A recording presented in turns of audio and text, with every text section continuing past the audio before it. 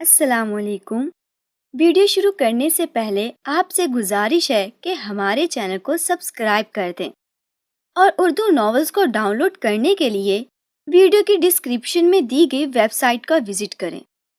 میں ایک سرکاری فون کر لوں، تم اس دوران وہ کھانے والے ٹرک کا پتہ کرواؤ، ابھی تک کیوں نہیں پہنچا؟ مجھے بڑے زور کی بھوک لگی ہوئی ہے اور تم تو یوں بیٹھے ہو جیسے تم نے 1 سال کا اکٹھا ہی روزہ رکھا ہو۔ عمران نے مسکراتے ہوئے کہا، تم فون کر لو، کھانا آ چکا ہے، ادھر ریسٹ روم میں پڑا ہے، وہاں چل کر کھائیں گے۔ محفوظ احمد نے مسکراتے ہوئے کہا اور عمران نے اس بات میں سر ہلا دیا۔ اس کا مقصد حل ہو چکا تھا، وہ محفوظ احمد کی توجہ فون کی ڈائل سے ہٹانے میں کامیاب ہو گیا تھا اور اس نے اس دوران انتہائی تیز رفتاری سے ایکسٹو کو کال کر دی تھی۔ ساتھ ہی ساتھ اس نے لاڈر کا بٹن بھی آن کر دیا تھا تاکہ ایکسٹو سے ہونے والی بات چیت وہ بھی سن سکے۔ وہ اگر چاہتا تو یہاں سے جا کر کسی اور جگہ سے بھی فون کر سکتا تھا، لیکن اس نے محسوس کیا تھا کہ ٹائیگر کو کال کرنے اور ٹائیگر کے اسے باس کہنے اور اس کے مؤدبانہ لہجے کی وجہ سے محفوظ احمد کی آنکھوں میں شک و شبہ کی پرچھائیاں رینگنے لگی تھیں کہ کہیں عمران خود تو سیکرٹ سروس کا چیف نہیں ہے، کیونکہ محفوظ احمد کا تعلق پریزیڈنٹ سیکیورٹی سے رہا تھا اور اسے معلوم تھا کہ سیکرٹ سروس کا چیف عمران کو ہر جگہ اپنا نمائندہ خصوصی بنا کر ہی بھیجتا تھا اور سر سلطان بھی اس سے ہی بات کرتے تھے۔ ایکسٹو رابطہ قائم ہوتے ہی ایکسٹو کی مختلف آواز سنائی دی اور محفوظ احمد ایکسٹو کا نام اور آواز سن کر بے اختیار چونک کر سیدھا ہو گیا تھا۔ عمران بول رہا ہوں جناب، اسپیشل ایجنسی کے ڈائریکٹر جنرل کے آفس سے۔ ڈائریکٹر جنرل محفوظ احمد صاحب نے میرے ساتھ مکمل تعاون کیا ہے اور ان کے تعاون کی وجہ سے میں گریٹ لینڈ کے 3rd سیکریٹری رابرٹ کا قاتل، اس کے ملازم ساجن کو زبان کھلوانے میں کامیاب رہا ہوں۔ عمران نے رپورٹ دیتے ہوئے کہا، اس کا انداز بے حد مؤدبانہ تھا۔ کیا رپورٹ ہے؟ ایکسٹو نے سرد لہجے میں پوچھا اور عمران نے اسے تفصیل بتا دی۔ اور جناب، میں نے اپنے شاگرد ٹائیگر کو یہاں سے ٹرانسمیٹر پر کال کیا ہے، اس نے بھی جاگور کا نام لیا ہے اور اب اس کا ٹھکانہ تلاش کر رہا ہے۔ میں نے آپ کو کال اس لیے کیا ہے کہ آپ گریٹ لینڈ کے سفارت خانے کے اکاؤنٹنٹ آرتھر کو فوری طور پر اغوا کر لیں تاکہ اس سے مزید تفصیلات کا علم ہو سکے، لیکن آرتھر کا اغوا اس طرح ہونا چاہیے کہ دوسرے کسی کو معلوم نہ ہو سکے۔ ہو سکتا ہے اس کے پیچھے کوئی اور آدمی ہو اور وہ فرار ہو جائے۔ عمران نے کہا، ہو جائے گا، لیکن مجھے ہدایت دینے کی آئندہ کوشش نہ کرنا، ورنہ تمہارا حشر تمہارے تصور سے بھی بے پناہ خراب ہو سکتا ہے۔ اور ڈائریکٹر جنرل محفوظ احمد کو میری طرف سے بتا دو کہ اس کے تعاون کی وجہ سے اس کی اچھی رپورٹ صدر مملکت کو بھجوا دی جائے گی۔ دوسری طرف سے ایکسٹرا نے انتہائی سرد لہجے میں کہا اور اس کے ساتھ ہی رابطہ ختم ہو گیا۔ عمران نے ایک طویل سانس لیتے ہوئے ریسیور رکھ دیا۔ محفوظ احمد کے چہرے پر بے پناہ مسرت کے تاثرات نمایاں ہو گئے تھے۔ ظاہر ہے ایکسٹرا کی طرف سے یہ کہنا کہ اس کی اچھی رپورٹ صدر مملکت کو بھجوا دی جائے گی اس کے لیے نہایت مسرت افزا بات تھی۔ تمہارا شکریہ عمران، تم واقعی پرخلوص دوست ہو، محفوظ احمد نے مسرت بھرے لہجے میں کہا۔ مجھے تو بہرحال جھاڑ پڑ گئی، لیکن چلو تمہارا تو بھلا ہو گیا۔ اب تم جو کھانا مجھے کھلاؤ گے وہ میری حد تک تو بہرحال حلال ہی ہوگا۔ عمران نے مسکراتے ہوئے جواب دیا، تم کھانے کی بات کر رہے ہو؟ میری طرف سے ڈنر کی دعوت ہوگی، جس ہوٹل میں چاہو۔ محفوظ احمد نے مسکراتے ہوئے جواب دیا، اوکے چلو ٹھیک ہے، میں جب دیکھوں گا کہ اب کہیں سے کھانا میسر نہیں ہو رہا تو میں تمہاری آفر قبول کر لوں گا۔ فی الحال اجازت، عمران نے اٹھتے ہوئے کہا۔ ارے بیٹھو، ایک تو کھانا کھا کر جاؤ، دوسرا مجھے تفصیل تو بتاؤ کہ یہ سب چکر کیا ہے۔ میں تو مطمئن تھا کہ اصل قاتل گرفتار ہو چکا ہے، لیکن تم نے میری ساری محنت پر پانی پھیر دیا ہے۔ محفوظ احمد نے تیز لہجے میں کہا، جہاں تک کھانے کی بات ہے، تمہارے چپراسی سے میں نے پہلے ہی معلوم کر لیا ہے کہ ایک چھوٹے سے ہاٹ پاٹ میں کھانا آیا ہے۔ ظاہر ہے اس ہاٹ پاٹ میں کیا ہو سکتا ہے، اس لیے فی الحال ڈنر والا مسئلہ ہی ٹھیک رہے گا۔ اور جہاں تک کیس کا تعلق ہے تو یہ سیکرٹ سروس کا کیس ہے، وہ خود ہی سے نپٹے رہیں گے اور تم اس ساجن کو ہی جیل بھیج دو اور فرار ہو جاؤ۔ اس طرح اس ساری سازش کے پیچھے موجود آدمی بھی نہ چونکیں گے، عمران نے کہا، اور اس کے ساتھ ہی وہ تیزی سے مڑا اور بیرون دروازے کی طرف بڑھ گیا۔ چند لمحوں بعد اس کی کار ہیڈ کوارٹر سے تیزی سے نکل کر واپس رانا ہاؤس کی طرف اڑتی چلی جا رہی تھی۔ اسے معلوم تھا کہ بلیک زیرو نے اس اکاؤنٹنٹ کو اغوا کر کے رانا ہاؤس پہنچانے کے احکامات دے دیے ہوں گے، کیونکہ اس نے گفتگو کے دوران کوڈ میں بلیک زیرو کو یہی ہدایت کر دی تھی۔ جہاں تک محفوظ احمد کی تعریف کا تعلق تھا تو اس نے ایسا جان بوجھ کر کیا تھا تاکہ آئندہ بھی محفوظ احمد اس سے مکمل تعاون کرتا رہے۔ ابھی صفدر صاحب ایک بے ہوش غیر ملکی کو پہنچا گئے ہیں۔ رانا ہاؤس پہنچتے ہی جوزف نے اس سے مخاطب ہو کر کہا، کہاں ہے وہ؟ عمران نے اسبات میں سر ہلاتے ہوئے جوزف سے پوچھا۔ بلیک روم میں جوانا بھی وہی ہیں، جوزف نے جواب دیا تو عمران سر ہلاتا ہوا بلیک روم کی طرف بڑھ گیا۔ بلیک روم میں ایک ادھیڑ عمر غیر ملکی کرسی پر راڈ پر جکڑا ہوا موجود تھا۔ اسے ہوش میں لے آؤ، لیکن منہ اور ناک بند کر کے۔ میں نے اس سے پوچھ گچھ کرنی ہے، اور تم نے اگر ایک تھپڑ بھی مار دیا تو پھر اس سے میری بجائے فرشتے ہی پوچھ گچھ کر سکیں گے۔ عمران نے کرسی پر بیٹھتے ہوئے جوانے سے مخاطب ہو کر کہا، اور جوانا ہنستا ہوا اس آدمی کی طرف بڑھ گیا۔ ابھی وہ اس آدمی کے قریب پہنچا ہی تھا کہ کمرے کا دروازہ کھلا اور جوزف ہاتھ میں ٹرانسمیٹر اٹھائے اندر داخل ہوا۔ ٹائیگر کی کال ہے جناب، آپ کی مخصوص فریکوینسی پر، جوزف نے ٹرانسمیٹر عمران کی طرف بڑھاتے ہوئے کہا، اور عمران نے ہاتھ کے اشارے سے جوانا کو مزید کارروائی سے روکتے ہوئے ٹرانسمیٹر جوزف کے ہاتھ سے لے لیا۔ یس عمران اٹینڈنگ، اوور، عمران نے ہونٹ چبا کر بات کرتے ہوئے کہا۔ ٹائیگر بول رہا ہوں جناب، میں نے جاگور کا کھوج نکال کر اسے بے ہوش بھی کر دیا ہے، اور اب سے کہاں پہنچانا ہے، اوور، ٹائیگر کی آواز سنائی دی۔ رانا ہاؤس لے آؤ، اوور اینڈ آل، عمران نے کہا اور ٹرانسمیٹر آف کر دیا۔ ہاں اب اسے ہوش میں لے آؤ، عمران نے ٹرانسمیٹر جوزف کی طرف بڑھاتے ہوئے کہا، جو اسے لے کر واپس چلا گیا۔ جوانا نے اکاؤنٹنٹ کا منہ اور ناک ایک ہی ہاتھ سے دبا کر بند کر دیا۔ چند لمحوں بعد اس کے جسم میں حرکت کے تاثرات واضح ہونے لگے تو جوانا نے ہاتھ ہٹایا اور پیچھے ہٹ کر کھڑا ہو گیا۔ چند لمحوں بعد اس اکاؤنٹنٹ نے کراہتے ہوئے آنکھیں کھول دیں، پھر جب اس کا شعور پیدا ہوا تو اس کے چہرے پر حیرت کے ساتھ ساتھ قدرے خوف کے تاثرات بھی نمودار ہو گئے تھے۔ کون ہو تم اور میں کہاں ہوں؟ یہ سب کیا ہے؟ اس آدمی نے حیرت بھرے لہجے میں کہا۔ تمہارا نام آرتھر ہے اور تم گریٹ لینڈ کے سفارت خانے میں اکاؤنٹنٹ ہو، عمران نے سرد لہجے میں اس سے مخاطب ہو کر کہا۔ ہاں، مگر تم کون ہو؟ پھر تم نے مجھے اس طرح باندھ کیوں رکھا ہے؟ آرتھر نے جواب دیا۔ تم نے بینک سے 1,00,000 روپے نکلوا لے اور پھر تم نے سفارت خانے کے تھرڈ سیکریٹری رابرٹ کی رہائش گاہ پر یہ رقم پہنچائی۔ اس کے بعد رابرٹ کے ذاتی ملازم نے رابرٹ کو رقم کی لالچ میں گولی مار کر ہلاک کر دیا۔ یہی کہانی ہے نا؟ عمران نے سرد لہجے میں کہا۔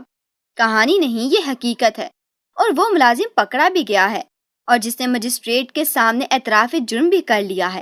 مگر آرتھر نے منہ بناتے ہوئے کہا، پیشہ ور قاتل جاگور کو اس قتل کے لیے کس نے بک کیا تھا؟ عمران نے کہا۔ کیا کون جاگور؟ اس بار آرتھر نے گھبراتے ہوئے لہجے میں کہا۔ جوانا، عمران نے پاس کھڑے ہوئے جوانا سے مخاطب ہو کر کہا۔ یس ماسٹر، جوانا نے جواب دیتے ہوئے کہا۔ آرتھر کے ایک ہاتھ کی ساری انگلیاں توڑ دو، عمران نے سرد لہجے میں کہا۔ بس صرف انگلیاں؟ جوانا نے منہ بناتے ہوئے کہا۔ یہ ابتدا ہے، باقی ہڈیاں بعد میں صحیح، عمران نے خشک لہجے میں کہا۔ میں سچ کہہ رہا ہوں، میں کسی جاگور کو نہیں جانتا، مجھے یقین کرو، میں سچ کہہ رہا ہوں، آرتھر نے گھبراتے ہوئے سے لہجے میں کہا۔ لیکن دوسرے لمحے کمرہ اس کے حلق سے نکلنے والی انتہائی کربناک چیخ سے گونج اٹھا اور اس کے ساتھ ہی اس کی گردن ایک طرف ڈھلک گئی۔ جوانا نے ایک ہی جھٹکے سے اس کے کرسی کے بازو کے اختتام آگے کی طرف بڑھے ہوئے بائیں ہاتھ کی انگلیاں توڑ دی تھی۔ اسے ہوش میں لے آؤ، عمران نے کہا تو جوانا نے ہاتھ سے اس کا ناک اور منہ بند کر دیا۔ چند لمحوں بعد اس نے ہاتھ ہٹایا تو اس کے حلق سے ایک بار پھر کربناک چیخیں نکلنے لگی۔ وہ تکلیف شدت سے مسلسل دائیں بائیں سر مار رہا تھا۔ اس کا چہرہ اور جسم شدید تکلیف کی وجہ سے پسینے میں ڈوب گیا تھا۔ ہاں اب بولو، یا دوسرے ہاتھ کی انگلیاں بھی توڑ دی جائیں؟ عمران کا لہجہ سرد تھا۔ وہ فرسٹ سیکریٹری جانس نے بک کیا تھا، وہ فرسٹ سیکریٹری، آرتھر نے ڈوبتے ہوئے لہجے میں کہا، اور اس کے ساتھ ہی اس کی گردن ایک بار پھر ڈھلک گئی۔ وہ بے ہوش ہو چکا تھا۔ اسی لمحے دروازہ کھلا اور ٹائیگر ایک آدمی کو کاندھے پر اٹھائے اندر داخل ہوا۔ یہ جاگور ہے جناب، پیشہ ور قاتل، ٹائیگر نے اندر داخل ہو کر کہا۔ اسے دوسری کرسی پر بٹھا کر جکڑ دو، میں ابھی آتا ہوں، عمران نے کہا اور اٹھ کر تیز تیز قدم اٹھاتا بیرونی دروازے کی طرف بڑھ گیا۔ سٹنگ روم میں بیٹھ کر اس نے فون کا ریسیور اٹھایا اور تیزی سے نمبر ڈائل کرنے شروع کر دیے۔ ایکسیٹو، رابطہ قائم کرتے ہی دوسری طرف سے بلیک زیرو کی آواز سنائی دی۔ عمران بول رہا ہوں جناب، رانا ہاؤس سے، وہ اکاؤنٹنٹ یہاں پہنچ گیا ہے۔ میں نے سے جو معلومات حاصل کی ہیں ان کے مطابق اصل آدمی فرسٹ سیکریٹری جونز ہے، اسے فوری طور پر اغوا کرانا ہے۔ عمران نے کہا، ٹھیک ہے، میں صفدر کو کہہ دیتا ہوں، ایکسٹرا نے جواب دیا۔ رانا ہاؤس ہی بھجوا دیں اسے، عمران نے کہا اور ریسیور رکھ دیا۔ چونکہ ٹائیگر عمارت میں موجود تھا اس لیے عمران نے احتیاطاً ایکسٹرا سے مؤدبانہ لہجے میں ہی بات کی تھی، حالانکہ اسے بھی علم تھا کہ وہ بلیک روم میں ہی ہوگا، لیکن پھر بھی عمران ان معاملات میں بے حد احتیاط کرنے کا عادی تھا۔ جوزف، صفدر یا کوئی اور تیسرا ایک اور آدمی کو لے کر آئیں گے، اس آدمی کو بھی بلیک روم پہنچا دینا اور اسے لے آنے والوں کو باہر ہی سے واپس کروا دینا، عمران نے برآمدے میں کھڑے جوزف سے کہا۔ یس باس، جوزف نے مؤدبانہ لہجے میں کہا اور عمران تیز تیز قدم اٹھاتا دوبارہ بلیک روم کی طرف بڑھ گیا۔ ٹائیگر، اب تم جا سکتے ہو، عمران نے بلیک روم میں داخل ہوتے ہی ایک طرف کھڑے ٹائیگر سے مخاطب ہو کر کہا۔ یس باس، ٹائیگر نے جواب دیا اور سلام کر کے وہ مڑا اور کمرے سے باہر چلا گیا۔ آتھر ابھی تک بے ہوش تھا، جبکہ جاگور بھی ساتھ والی کرسی پر بیٹھا ہوا تھا اور اس کی گردن بھی ڈھلکی ہوئی تھی۔ اب اس جاگور کو ہوش میں لے آؤ، عمران نے کرسی پر بیٹھتے ہوئے کہا۔ یہ خاصا جاندار آدمی لگتا ہے، اس لیے اگر آپ اجازت دیں تو ہاتھ گرم کر لوں، جوانا نے جاگور کی طرف بڑھتے ہوئے کہا۔ تمہاری قبیل کا آدمی ہے، میرا مطلب ہے پیشہ ور قاتل، اس لیے جیسا جی چاہے اس سے سلوک کرو، عمران نے مسکراتے ہوئے جواب دیا۔ اوہو، پھر تو اس نے یقیناً کچھ مدافعت کرنی ہے، ورنہ وہ آرتھر تو انتہائی کمزور آدمی ہے، چند انگلیاں ٹوٹتے ہی چی بول گیا ہے۔ جوانا نے مسکراتے ہوئے جواب دیا اور اس کے ساتھ ہی اس نے جاگور کے چہرے پر تھپڑ مارنے شروع کر دیے۔ گو اس نے اپنے طور پر ہاتھ کو خاصا ہلکا رکھا تھا، لیکن اس کے باوجود اس کے تھپڑوں میں اتنی طاقت تھی کہ دوسرے ہی تھپڑ پر جاگور چیختا ہوا ہوش میں آ گیا اور جوانا اس طرح منہ بناتا ہوا پیچھے ہٹ گیا جیسے اسے جاگور کے اتنی جلدی ہوش میں آنے پر خاصی مایوسی ہوئی ہو۔ یہ کیا مطلب؟ یہ میں کہاں ہوں؟ تم کون ہو؟ جاگور نے پوری طرح ہوش میں آتے ہی ادھر ادھر دیکھتے ہوئے بوکھلائے ہوئے لہجے میں کہا، اور پھر جیسے ہی اس کی نظریں ساتھ والی کرسی پر بے ہوش پڑے اکاؤنٹنٹ آرتھر پر پڑیں تو وہ بے اختیار چونک پڑا۔ اس کے چہرے پر یک لخت حیرت کے تاثرات ابھر آئے تھے، لیکن جلد ہی اس نے اپنے آپ کو سنبھال لیا، لیکن خاموش بیٹھا رہا۔ عمران اس کے چہرے کے بدلتے ہوئے تاثرات کو دیکھ رہا تھا۔ تم نے گریٹ لینڈ سفارت خانے کے اکاؤنٹنٹ آرتھر کو پہچان لیا ہوگا، جاگور، عمران نے اسپاٹ لہجے میں کہا۔ ہاں، میں اسے جانتا ہوں، یہ کلب میں آتا جاتا رہتا ہے۔ لیکن تم کون ہو اور یہ کون سی جگہ ہے؟ جاگور نے ہونٹ بھیجتے ہوئے کہا۔ وہ واقعی اس آرتھر کی نسبت زیادہ جاندار ثابت ہو رہا تھا۔ تمہیں گریٹ لینڈ سفارت خانے کے تھرڈ سیکریٹری رابرٹ کو قتل کرنے کے لیے کس نے ہائر کیا تھا؟ عمران نے پوچھا تو جاگور ایک بار پھر چونک پڑا۔ کیا کہہ رہے ہو؟ کس کے قتل کی بات کر رہے ہو؟ میرا کسی قتل سے کیا تعلق؟ میں نے جونس ہوٹل میں سپروائزر ہوں، جاگور نے جواب دیتے ہوئے کہا۔ ہمیں آرتھر نے بتایا ہے، اس سے کچھ پانے کی ضرورت نہیں، ورنہ تم نے سامنے کھڑے ہوئے جوانا کو تو دیکھ ہی لیا ہے، یہ بھی ایکریمیا میں یہی کام کرتا تھا جو تم کرتے ہو، لیکن تمہارے نام سے یہاں کوئی واقف نہیں ہے، جبکہ جوانا کے نام سے پورا ایکرین تھر تھر کانپتا ہے، عمران نے سرد لہجے میں کہا۔ ہوگا، لیکن میں نے واقعی کسی کو قتل نہیں کیا، جاگور ہونٹ بھیجتے ہوئے کہا۔ جوانا، خنجر لے آؤ اور اس کی ایک آنکھ نکال دو، عمران جوانا سے مخاطب ہو کر کہا۔ یس باس، جوانا نے جواب دیا اور ایک طرف دیوار پہ بنے ہوئے ریک کی طرف بڑھ گیا جس میں مختلف سائزوں کے ساختوں کے خنجر موجود تھے۔ اس نے ایک پتلی مگر لمبی دھار کا خنجر اٹھایا اور واپس جاگور کی طرف بڑھ گیا۔ تم خواہ مجھ پر کسی کے قتل کو تھوپنا چاہتے ہو، میں نے کسی کو قتل نہیں کیا، جاگور نے چیختے ہوئے لہجے میں کہا، لیکن اس کا چہرہ جوانا کو اپنی طرف آتے دیکھ کر پتھر کی طرح سخت ہو گیا تھا۔ تو مجھے حکم دیا گیا ہے وہ کرو جوانا، عمران نے جوانا سے مخاطب ہو کر کہا۔ جو جاگور کے قریب پہنچ کر رک گیا تھا۔ میں نے سوچا کہ شاید یہ چڑیا کا بچہ اپنی آنکھ بچا لے، جوانا نے منہ بناتے ہوئے کہا، اور اس کے ساتھ ہی اس نے بازو بجلی کی سی تیزی سے گھوما اور دوسرے لمحے کمرہ جاگور کی خوفناک چیخ سے گونج اٹھا۔ جوانا نے ایک لمحے میں اس کی آنکھ کا ڈیلا خنجر کی باریک نوک سے باہر اچھال دیا تھا۔ جاگور چیختا رہا، پھر بے ہوش ہو گیا۔ اب اسے دوبارہ ہوش میں لے آؤ، عمران نے کہا، اور جوانا نے ایک بار پھر اس کے چہرے پر تھپڑ مارنے شروع کر دیے۔ اس بار بھی دوسرے تھپڑ پر جاگور ہوش میں آ گیا، لیکن ہوش میں آتے ہی اس نے ایک بار پھر چیخنا شروع کر دیا، لیکن عمران خاموش بیٹھا رہا۔ چند لمحوں بعد جاگور کی چیخیں بند ہو گئی۔ اس کے بچ جانے والی دوسری آنکھ سرخ ہو گئی تھی، لیکن چہرہ تکلیف کی شدت سے تقریباً مسخ ہو گیا تھا۔ ابھی تو صرف ایک آنکھ نکالی گئی ہے جاگور، اور تم نے اس طرح چیخنا شروع کر دیا ہے۔ جب تمہارے جسم کی ایک ایک ہڈی ٹوٹے گی تو پھر کیا کرو گے؟ عمران نے سرد لہجے میں کہا۔ تم کیا چاہتے ہو؟ مجھے مت مارو، جاگور نے کہا۔ ہمیں تمہیں مارنے سے کوئی دلچسپی نہیں ہے، ہم تمہیں زندہ چھوڑ سکتے ہیں، شرط وہی ہے جو پوچھا جائے وہ سچ سچ بتا دو، عمران نے اسپاٹ لہجے میں کہا۔ میں بتا دوں گا، جو تم پوچھو گے بتا دوں گا، مجھے مت مارو، جاگور نے جواب دیا۔ وہ تیر کی طرح سیدھا ہو گیا تھا۔ تمہیں رابرٹ کے قتل پر کس نے ہائر کیا تھا؟ عمران نے پوچھا۔ سفیر خانے کے سیکریٹری جونس نے، جاگر نے جواب دیا۔ قتل سے کتنی دیر پہلے اور تم اس وقت کہاں تھے؟ عمران نے پوچھا۔ میں اس وقت جونس کے پاس ہی موجود تھا، میں اکثر ان کے پاس جاتا رہتا تھا۔ میں اس کے پاس بیٹھا ہوا تھا کہ اس کے ملازم نے کسی ٹرانسمیٹر کال آنے کا کہا تو جونس اٹھ کر چلا گیا۔ پھر جب وہ واپس آیا تو اسی لمحے اکاؤنٹنٹ آرتھر اندر داخل ہوا اور اس نے جونس کو بتایا کہ رابرٹ نے 1,00,000 روپے منگوائے ہیں اور وہ بینک سے رقم نکلوا کر اس کی رہائش گاہ پر دینے جا رہا ہے۔ وہ اجازت لینے آیا تھا۔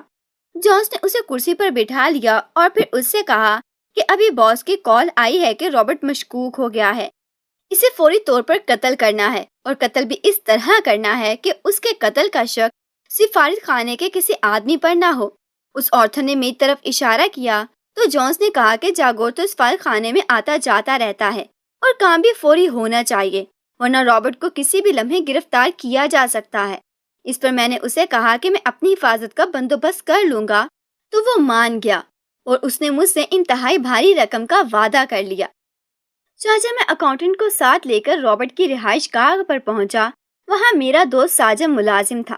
میں نے رابرٹ کو گولی مار دی، آرتھر نے تو ساجن کو بھی ساتھ ہی گولی مارنے کے لیے کہا، لیکن میرے ذہن میں ایک پلاننگ آئی اور میں نے جاگور نے تفصیل بتاتے ہوئے کہا، پلاننگ بتانے کی ضرورت نہیں ہے، اس کا مجھے علم ہے، تم یہ بتاؤ کہ اس جانچ کا وہ باس کون ہے؟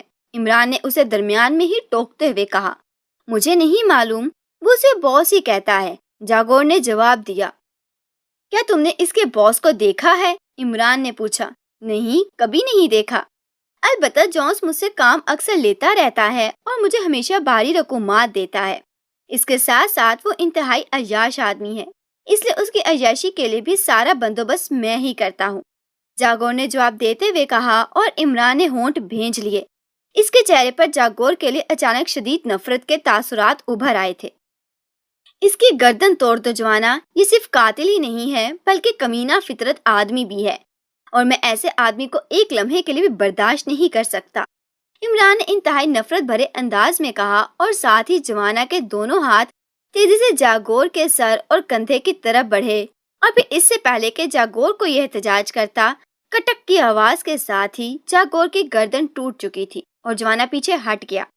اس کی لاش کو اٹھا کر برقی بنی میں ڈال دیا گیا، عمران نے کہا، اور جوانا سر ہلاتا ہوا آگے بڑھا، اور پھر چند لمحوں بعد وہ جاگور کی لاش کندھے پر رکھے بلیک روم سے باہر نکل گیا۔ عمران کے چہرے پر ابھی تک نفرت کے آثار موجود تھے۔ اسے اب فرسٹ سیکریٹری کا انتظار تھا، لیکن ساتھ ہی ساتھ وہ کرسی پر بیٹھا یہ سوچ رہا تھا کہ فرسٹ سیکریٹری کو اس کے باس نے اگر رابرٹ کے فوری قتل کا حکم دیا تھا تو کیوں اور کس لیے؟ اسے کس طرح معلوم ہو گیا کہ فیکٹری کے اندر کیا ہو رہا ہے، اور کب کرنل افتخار نے رابرٹ کا نام لیا ہے؟ کیونکہ رابرٹ کا نام سامنے آتے ہی وہی فیکٹری سے ہی جولے نے صفدر کو نگرانی کا کہہ دیا تھا، اور ظاہر ہے صفدر بغیر کوئی وقت ضائع کیے سفارت خانے پہنچ گیا ہوگا۔ اس کے باوجود اس کے پہنچنے سے پہلے رابرٹ قتل ہو چکا تھا۔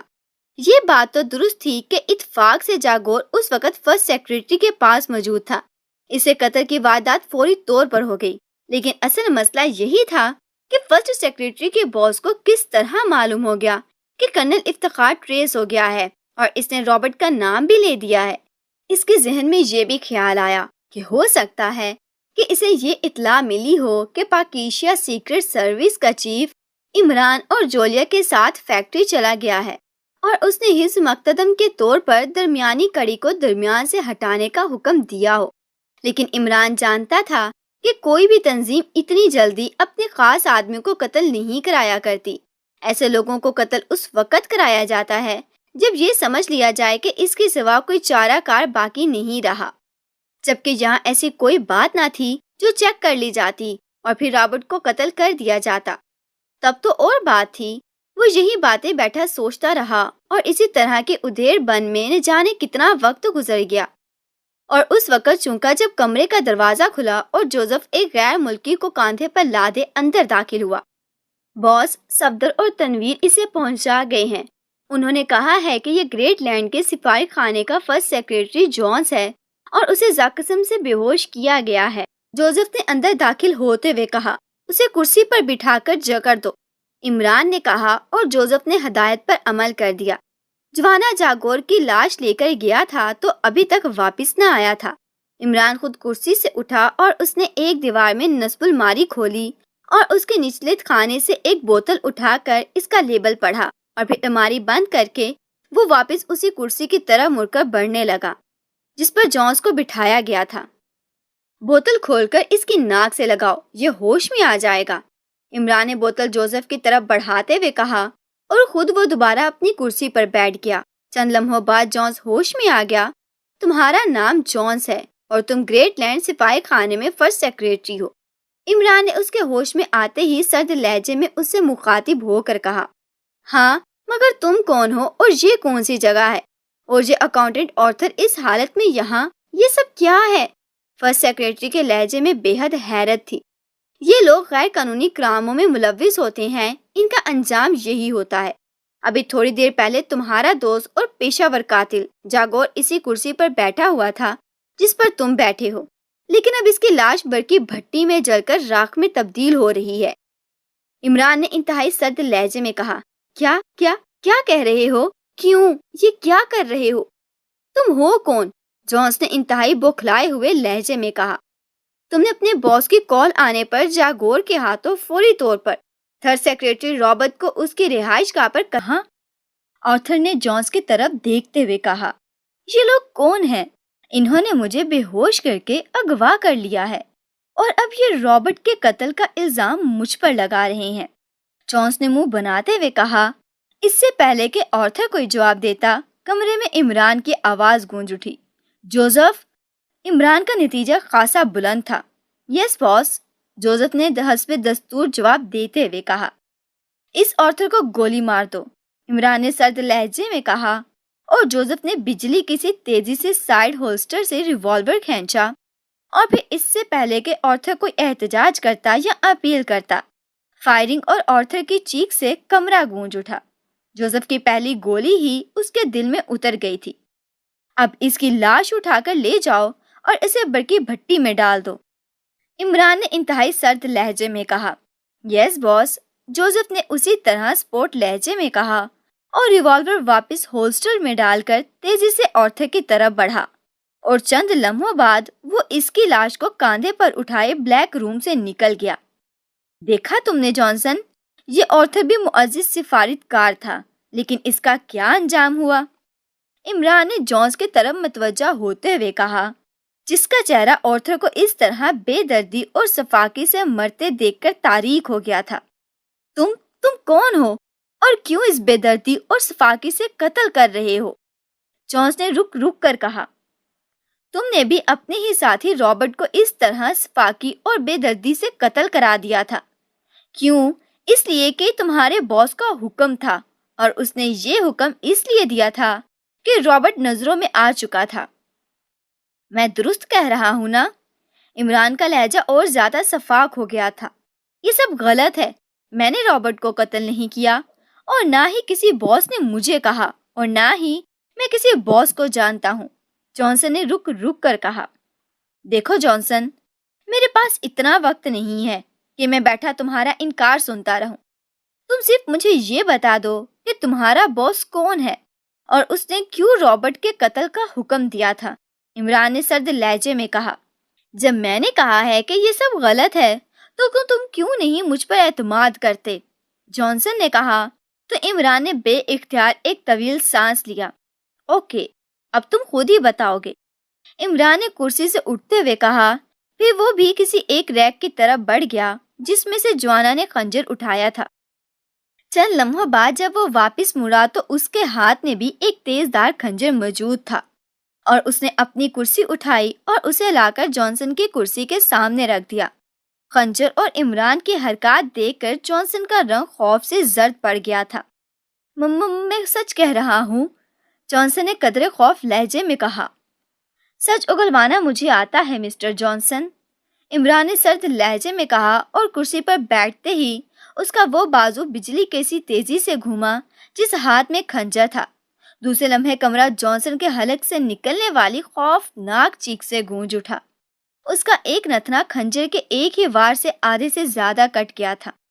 وہ انتہائی تکلیف کی حالت میں دائیں بائیں سر مار رہا تھا کہ عمران نے دوسرے ہاتھ سے اس کا سر پکڑا اور ایک بار پھر خنجر کا وار کیا، اور اس بار جانسن کا دوسرا نتنا بھی آدھے سے زیادہ کٹ گیا۔ اس کے ساتھ ہی جانسن تکلیف کی شدت سے چیختے چیختے بے ہوش ہو گیا۔ عمران نے خون آلود خنجر نیچے فرش پر رکھا اور پھر اس نے مڑی ہوئی انگلی کی ہلکی سی ضرب جانسن کی پیشانی پر ماری۔ اس ہلکی سی ضرب نے ہی جانسن کو فوراً بے ہوشی سے ہوش کی وادی میں کھینچ لیا، اور وہ ہوش میں آ کر ایک بار پھر چیخنے لگا۔ جس قدر جی چاہے اونچی آواز میں چیخ لو جانسن، یہاں ایسی چیخوں کو متمرن موسیقی سمجھ کر اسے لطفی لیا جاتا ہے۔ عمران نے پہلی بار مسکراتے ہوئے کہا، تم مجھے چھوڑ دو، فار گاڈ سیک مجھے چھوڑ دو، میں نے کچھ نہیں کیا، یہ سب مجھ پر الزام ہے۔ جانسن نے عمران کی بات سن کر چیختا چھوڑ کر منت کرتے ہوئے کہا، لیکن دوسرے لمحے عمران کا ہاتھ حرکت میں آیا اور اس کی مڑی ہوئی انگلی کی ضرب جانسن کی پیشانی پر ابھر آنے والی موٹی سی رگ پر پڑی، اور کمرہ جانسن کے حلق سے نکلنے والی انتہائی کربناک چیخ سے گونج اٹھا۔ اس کا پورا جسم بری طرح لرزنے لگا تھا، چہرہ تکلیف کی شدت سے بری طرح مسخ ہو گیا تھا۔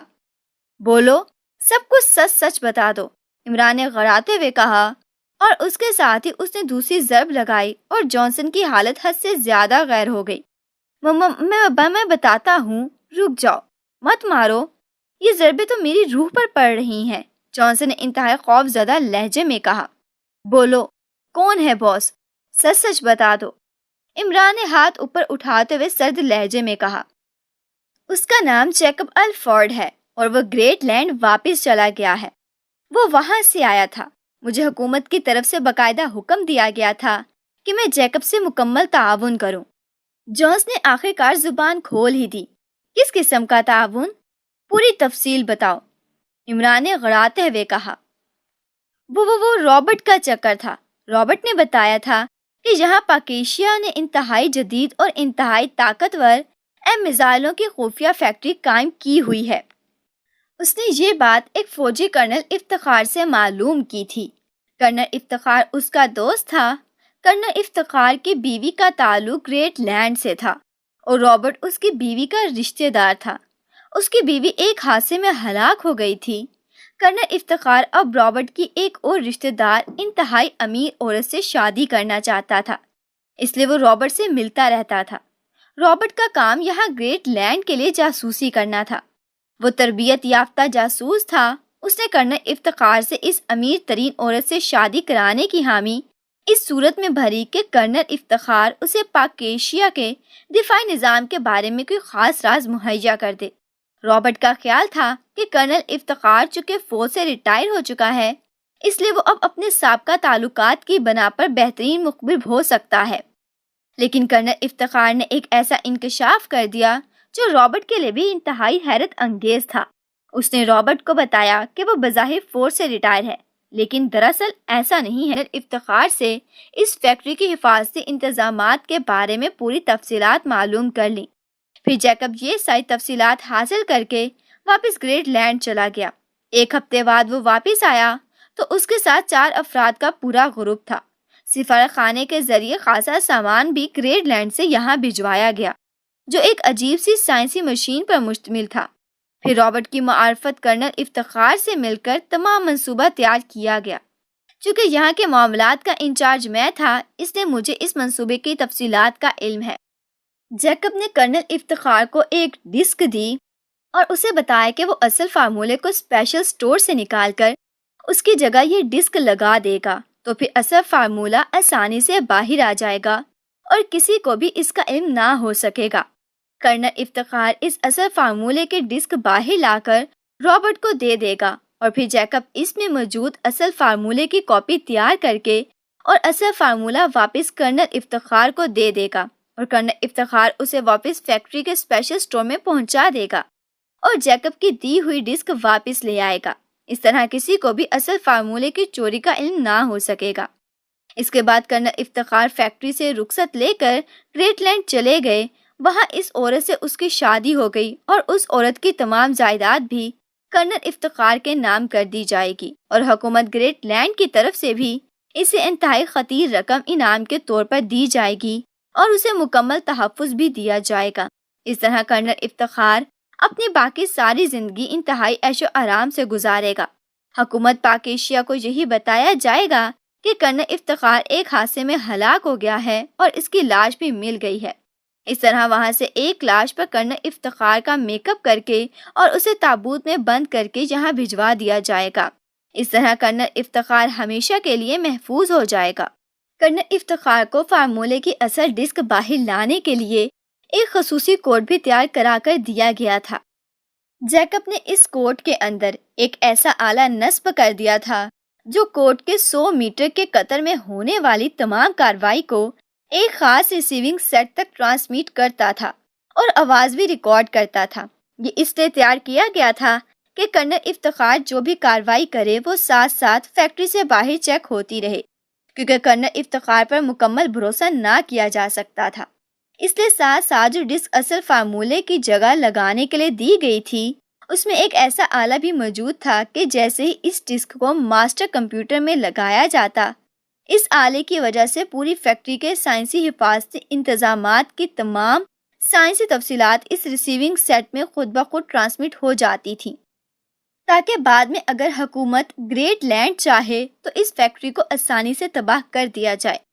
جو مشین گریٹ لینڈ سے جیکب لے کر آیا تھا وہ بھی ریسیونگ سیٹ تھا۔ چونکہ کرنل افتخار نے بتایا تھا کہ اس فیکٹری کے گرد 50 کلومیٹر کے دائرے تک خصوصی طور پر چیکنگ ریس پھیلی رہی تھیں، اسی لیے جیکب نے اس ریسیونگ سیٹ فیکٹری سے 100 کلومیٹر دور ایک ویران پہاڑی کے اندر نصب کیا۔ اس کے بعد کارروائی شروع ہو گئی۔ کرنل افتخار نے اصل فارمولے والی ڈسک تو ماسٹر کمپیوٹر سے نکال لی، لیکن فوری طور پر جیکب کی دی ہوئی ڈسک وہاں نہ لگا سکا۔ لیکن اسے کوئی جلدی نہ تھی، اس لیے اس نے ایسا دوسرے روز کرنے کا فیصلہ کیا۔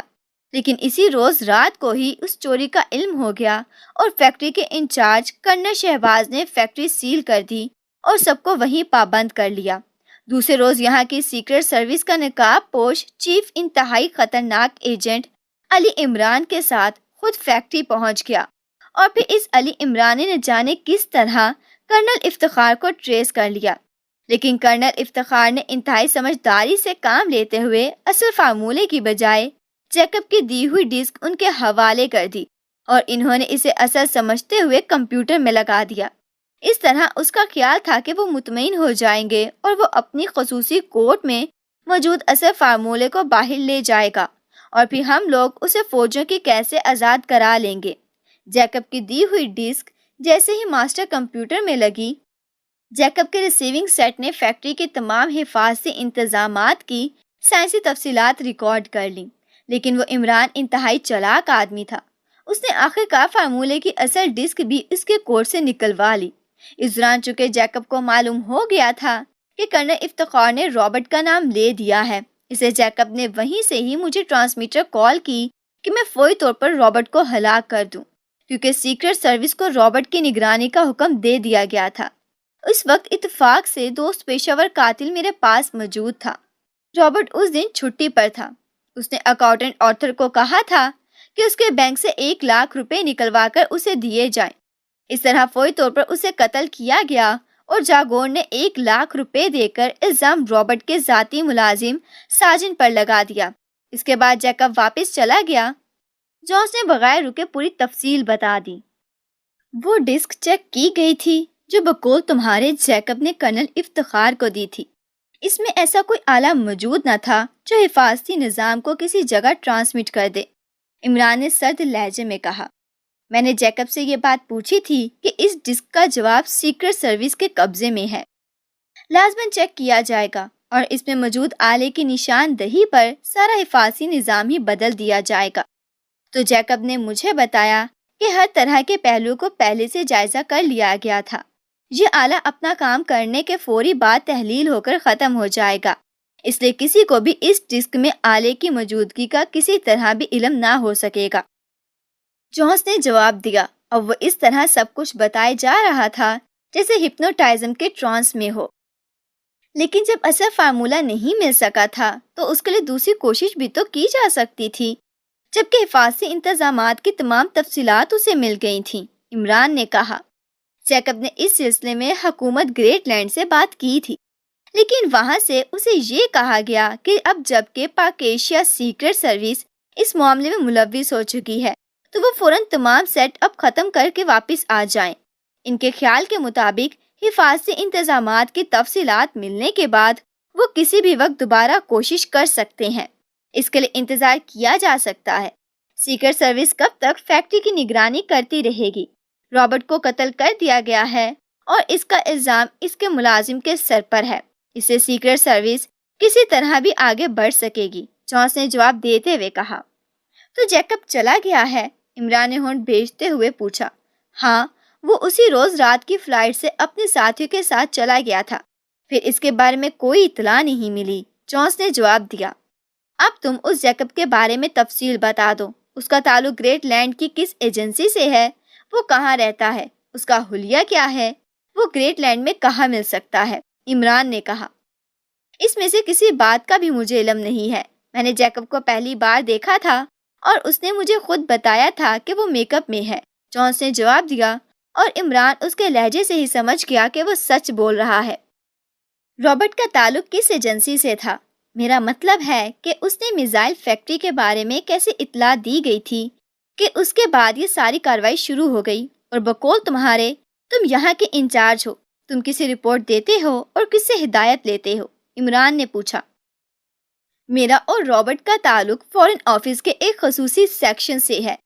اسے کوڈ میں فورن افیئر سیکشن کہا جاتا ہے۔ اس کی ایشیائی ڈسک کا انچارج جیف ماتھر ہے، اور میں اور رابرٹ اسے ہی رپورٹ دیتے ہیں اور وہی ہمیں ہدایت دیتا ہے۔ جیکب کے بارے میں بھی جیف ماتھر نے ہی مجھے ہدایت دی تھی، جونس نے جواب دیا۔ اس جیف ماتھر کا فون نمبر اور ہیڈ آفس کہاں ہے؟ عمران نے پوچھا۔ صرف ایک خصوصی ساخت کی فکسڈ فریکوینسی کے ٹرانسمیٹر پر اس سے بات ہوتی تھی اور وہ بات کرتا تھا۔ میری اس سے کبھی ملاقات نہیں ہوئی کیونکہ سیکشن انتہائی خفیہ رہتا تھا، جونس نے جواب دیتے ہوئے کہا۔ فریکوینسی کیا ہے؟ عمران نے پوچھا۔ مجھے نہیں معلوم، وہ تو بس بند سا ڈبہ ہے، بٹن دبانے سے رابطہ قائم ہو جاتا ہے، اور وہ بھی جیکب جاتے ہوئے اپنے ساتھ لے گیا تھا۔ اس نے کہا تھا کہ اب اس کی یہاں ضرورت نہیں رہی، جونس نے جواب دیا تو عمران چونک پڑا۔ دیکھو جونس، اب تک تم سچ بولتے رہے ہو، اس لیے میرا ہاتھ بھی حرکت میں نہیں آیا، لیکن یہ آخری بات تم نے جھوٹ کہی ہے۔ آخری بار کہہ رہا ہوں کہ سچ بولو، صرف سچ۔ عمران کا لہجہ بے حد سرد ہو گیا تھا۔ میں سچ کہہ رہا ہوں، جونس نے کہا، لیکن دوسرے لمحے عمران نے ہاتھ کو حرکت دی اور ایک بار پھر کمرہ جونس کے حلق سے نکلنے والی انتہائی کربناک چیخ سے گونج اٹھا۔ سچ بتاؤ، کہاں ہے وہ ٹرانسمیٹر؟ عمران نے غصیلے لہجے میں کہا۔ وہ جیکب لے گیا ہے، جیکب، جونس نے ڈوبتے ہوئے لہجے میں کہا، اور اس کے ساتھ ہی اس کی گردن ڈھلک گئی۔ وہ اس بار پیشانی پر پڑنے والی زوردار ضرب سے بے ہوش ہو گیا تھا۔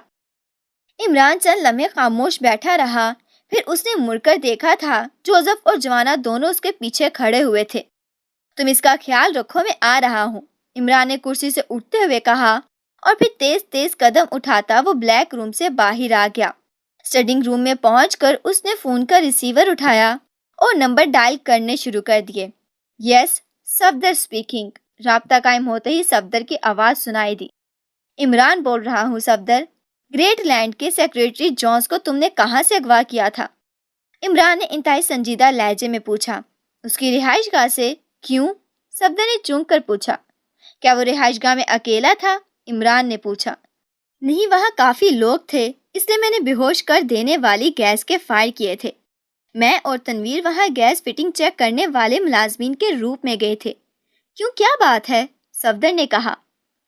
چیف نے اس جون سے ایک خاص انداز کی معلومات مہیا کرنے کی ہدایت کی تھی، اس لیے اسے یہاں رانا ہاؤس میں لایا گیا تھا۔ میں نے اسے مطلب کہ معلومات تو حاصل کر لی ہیں، لیکن ایک جگہ معاملہ اٹک گیا ہے۔ اس کا کہنا ہے کہ وہ اپنے باس سے فکسڈ فریکوینسی ٹرانسمیٹر پر بات کرتا ہے، لیکن اس کی فریکوینسی کے بارے میں کچھ نہیں جانتا کیونکہ وہ ٹرانسمیٹر ڈبے کی صورت میں بند ہے۔ اب اس کا کہنا ہے کہ باس وہ ٹرانسمیٹر ساتھ لے گیا ہے، جبکہ میرا خیال ہے کہ وہ جھوٹ بول رہا ہے، لیکن اب وہ اس پوزیشن میں پہنچ گیا ہے کہ اسے مزید تشدد کیا گیا تو وہ کچھ بتانے کی بجائے ہلاک ہو جائے گا۔ لیکن اب تک یقیناً جونز اور اس آرتھر کے اغوا کا سفارت خانے والوں کو علم ہو گیا ہوگا، اور وہاں پولیس، اسپیشل ایجنسی یا انٹیلیجنس کے افراد پہنچ گئے ہوں گے۔ ایسی صورت میں اس کی رہائش گاہ کے اطمینان سے کیسے تلاشی لی جا سکتی ہے؟ عمران نے کہا۔ آپ چاہتے ہیں کہ اس کی رہائش گاہ کی تلاشی لی جائے؟ صفدر نے کہا۔ ہاں، عمران نے جواب دیا۔ ٹھیک ہے، میں بندوبست کر دوں گا۔ آپ کو وہاں سے صرف ٹرانسمیٹر چاہیے یا کچھ اور بھی چاہیے؟ صفدر نے کہا۔ تم کیا بندوبست کرو گے؟ کیا پلان ہے تمہارے ذہن میں؟ عمران نے پوچھا۔ اس کی رہائش گاہ سفارت خانے کی رہائشی کالونی کے سب سے آخری حصے میں ہے۔ اس کے بعد ایک دیوار ہے اور پھر ایک عام باغ ہے۔ یہی ہو سکتا ہے کہ اس باغ سے اس دیوار کو کراس کر کے میں اس کی کوٹھی کے عقبی طرف سے اندر داخل ہوں اور ایک بار پھر وہاں بے ہوش کر دینے والی گیس پھیلا کر وہاں موجود افراد کو بے ہوش کیا جائے اور تلاشی لی جائے۔ صفدر نے جواب دیا۔ ٹھیک ہے، تم تنویر کو ساتھ لے کر فوراً یہ کام کرو، اور سنو، ٹرانسمیٹر کے ساتھ ساتھ تم نے وہاں موجود کاغذات وغیرہ کی بھی تلاشی لینی ہے۔ ایسے کاغذات جن کا تعلق گریٹ لینڈ فارن آفس کے شعبہ فارن افیئر سے ہو۔ اگر ایسے کاغذ ملے تو وہ بھی لے آنا۔ میں یہاں رانا ہاؤس میں تمہارا انتظار کر رہا ہوں۔ عمران نے کہا۔ ٹھیک ہے، میں ابھی کام کا آغاز کر دیتا ہوں، صفدر نے کہا، اور عمران نے اوکے کہہ کر ریسیور رکھ دیا اور پھر کرسی سے اٹھ کر وہ واپس بلیک روم میں پہنچ گیا جہاں جوزف اور جوانا دونوں موجود تھے۔ اس جونز کو ختم کر کے اس کو بھی برقی بھٹی میں ڈال دو، اب یہ میرے لیے بیکار ہو چکا ہے۔ اور سنو، میں فلیٹ پر جا رہا ہوں، اگر صفدر کوئی کاغذ یا ٹرانسمیٹر لے آئے تو وہ میرے پاس فلیٹ پر پہنچا دینا، اور اگر اس کا فون آئے تو اسے کہہ دینا کہ وہ فلیٹ پر فون کرے۔ عمران نے جوزف اور جوانا کو ہدایت دیتے ہوئے کہا، اور اس کے اسبات میں سر ہلانے پر وہ تیز تیز قدم اٹھاتا مڑا اور پورچ کی طرف بڑھ گیا۔ ایک بڑے کمرے میں موجود مستطیل میز کے دونوں اطراف میں دو آدمی بیٹھے ہوئے تھے۔ ایک سائڈ پر ایک کرسی خالی پڑی ہوئی تھی۔ وہ چاروں خاموش بیٹھے ہوئے تھے کہ کمرے کا ایک سائڈ پر موجود اکلوتا دروازہ کھلا اور ایک ادھیڑ عمر آدمی اندر داخل ہوا۔ اس کے اندر داخل ہوتے ہی میز کے دونوں اطراف میں بیٹھے ہوئے آدمی اٹھ کر کھڑے ہو گئے۔ ادھیڑ عمر آدمی کے ہاتھ میں ایک بریف کیس تھا۔ بیٹھو، اس ادھیڑ عمر آدمی نے کہا، اور بیگ کو زمین پر رکھ کر وہ ایک سائڈ پر رکھی ہوئی کرسی پر بیٹھ گیا۔ نارمن، تمہیں حالات کا علم ہے، اس لیے تم تفصیلی رپورٹ دو کہ پاکیشیا کی میزائل فیکٹری کے بارے میں اب تک کیا ہوتا رہا ہے۔ ادھیڑ عمر نے ایک سائڈ پر بیٹھے ہوئے نوجوان سے مخاطب ہو کر کہا۔ یس باس، نارمن نے اٹھ کر کھڑے ہوتے ہوئے کہا، اور پھر اس نے پاکیشیا میں گریٹ لینڈ کے سفارت خانے کے تھرڈ سیکریٹری رابرٹ کے کرنل افتخار سے ملاقات سے لے کر فیکٹری کے حفاظتی نظام کے تفصیلات کے حصول تک ساری تفصیلات بتا دیں، اور پھر بیٹھ گیا۔ ایکسٹو، پاکیشیا سیکرٹ سروس اور خاص طور پر اس عمران کو اس ساری کارروائی کا علم ہو جانے کی وجہ سے نارمن کے پورے سیکشن کو انڈر گراؤنڈ کر دینے اور ان حفاظتی تفصیلات والے ڈسک کو گورنمنٹ بینک کے اسپیشل لاکر میں پہنچانے کا حکم دیا گیا تھا اور حکم کی فوری تعمیل بھی کر دی گئی تھی۔ پھر اس معاملے پر انتہائی اعلیٰ سطح کی میٹنگ ہوئی اور اس میٹنگ میں یہ طے پایا کہ ہمیں پاک ایشیا سیکرٹ سروس کو مزید ڈھیل نہیں دینی چاہیے، ورنہ ہو سکتا ہے وہ لوگ کسی بھی مکانی خطرے کے پیش نظر تمام حفاظتی نظام یا تبدیل کر دیں اور فیکٹری کی نگرانی کا بھی ایسا انتظام کر دیں کہ وہاں تک پہنچنا ہی مشکل ہو جائے، یا یہ بھی ہو سکتا ہے کہ وہ فوری طور پر وہاں سے یہ فیکٹری بھی شفٹ کر دیں۔ پاک ایشیائی ایسے کاموں میں ماہر ہے۔ بہرحال اگر ایسا نہ ہو تب بھی حکومت نے فیصلہ کیا ہے کہ ہمیں فوری طور پر ایم میزائل کا فارمولہ حاصل کرنا ہے، کیونکہ پاک ایشیا سیکرٹ سروس کے چیف کو بریفنگ دیتے ہوئے فیکٹری انچارج کرنل شہباز نے ان میزائلوں کے بارے میں جو کچھ بتایا ہے وہ انتہائی اہم ہے۔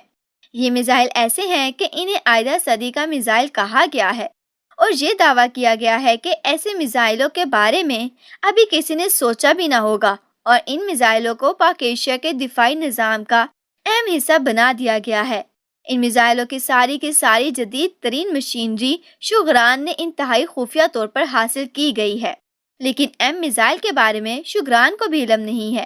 اعلیٰ سطحی میٹنگ میں یہ بات بھی سامنے آئی کہ چونکہ پاک ایشیا ایک محدود رقبے کا ملک ہے، اس لیے اسے اپنے دفاعی نظام کے لیے زیادہ تعداد میں میزائلوں کی ضرورت نہیں ہوگی۔ اس کا ایک ہی ٹارگٹ ہے اور وہ ہے کافرستان۔ جبکہ انہوں نے انتہائی وسیع اور جدید فیکٹری لگا دی ہے، اس کا مطلب ہے کہ پاک ایشیا انتہائی خفیہ طور پر ان میزائلوں کو دنیا کے تمام مسلم ممالک کو بھی فروخت کر دے گا۔ اس طرح ان تمام مسلم ممالک کا دفاع بھی ناقابل تسخیر ہو جائے گا، اور نہ صرف دفاع بلکہ ان میزائلوں سے وہ کسی بھی ملک پر انتہائی بھرپور انداز میں زمینی حملہ بھی کر سکتے ہیں۔ اس سے یہ میزائل مسلم ممالک کے علاوہ باقی سب ممالک کے لیے انتہائی خوفناک خطرہ بن سکتے ہیں۔ اس سے فیصلہ کیا گیا ہے کہ دو اقدام کیے جائیں، ایک تو ہر صورت میں ان میزائلوں کا فارمولہ حاصل کیا جائے، اور دوسرا اقدام یہ ہے کہ اس میزائل فیکٹری کو بھی تباہ کر دیا جائے۔ چنانچہ اعلیٰ سطح پر یہ فیصلہ ہونے کے بعد ان فوری اقدامات کے لیے ہماری ایجنسی ریجنٹ کا انتخاب کیا گیا ہے، کیونکہ ایک تو ہماری ایجنسی بالکل نہیں ہے، پاک ایشیا سیکرٹ سروس یا وہ عمران اس کے بارے میں کچھ نہیں جانتا۔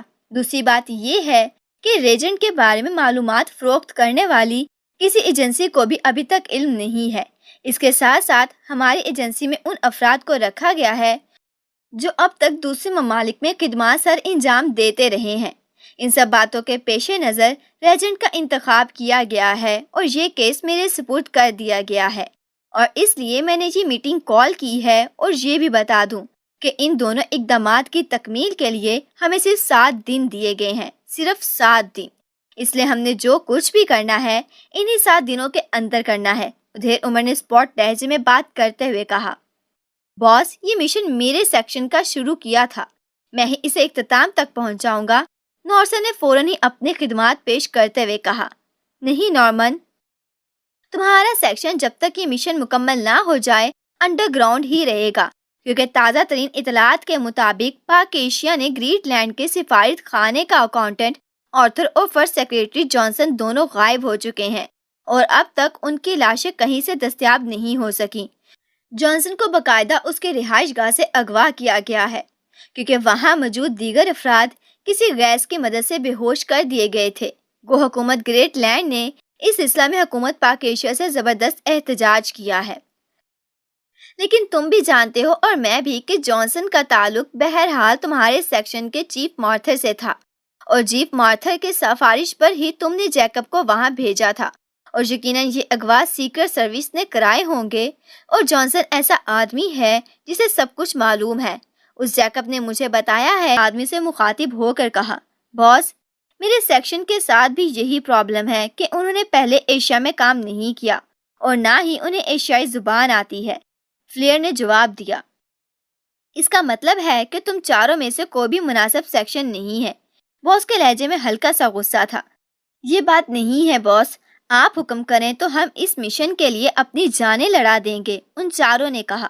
باس میرا خیال ہے اس مشن کے لیے اگر ہم کسی ایسی تنظیم کی خدمات حاصل کریں جسے ایسے کاموں کا وسیع اور ماہرانہ تجربہ ہو تو اس طرح ہم سامنے آئے بغیر تمام کام مکمل کر لیں گے، کیونکہ مجھے معلوم ہے کہ فیکٹری کی تباہی کے بعد جب پاک ایشیا سیکرٹ سروس کو یہ معلوم ہوگا کہ فارمولہ حاصل کر لیا گیا ہے، تو پھر وہ فارمولے کی واپسی کے لیے لازماً یہاں اگر گریٹ لینڈ کو بھی تہو بالا کرنے سے گریز نہیں کریں گے، اور اگر ہم کسی تنظیم کے ذریعے ایسا کریں گے تو عمران اس تنظیم کے خاتمے تک ہی رہ جائے گا، اسے یہ معلوم ہو ہی نہ سکے گا کہ اصل فارمولہ کہاں گیا۔ نارمن نے کہا، کوئی ایسی تنظیم ہے تمہاری نظر میں جو اس قدر اہم مشن کو اس قدر کم وقت میں کامیابی سے مکمل کر سکے؟ باس نے کہا، یس باس، ایک تنظیم میری نظروں میں ہے۔ یہ تنظیم گریٹ لینڈ کی نہیں ہے بلکہ اس کا تعلق پولینڈ سے ہے، اس طرح ہم سب بچ جائیں گے۔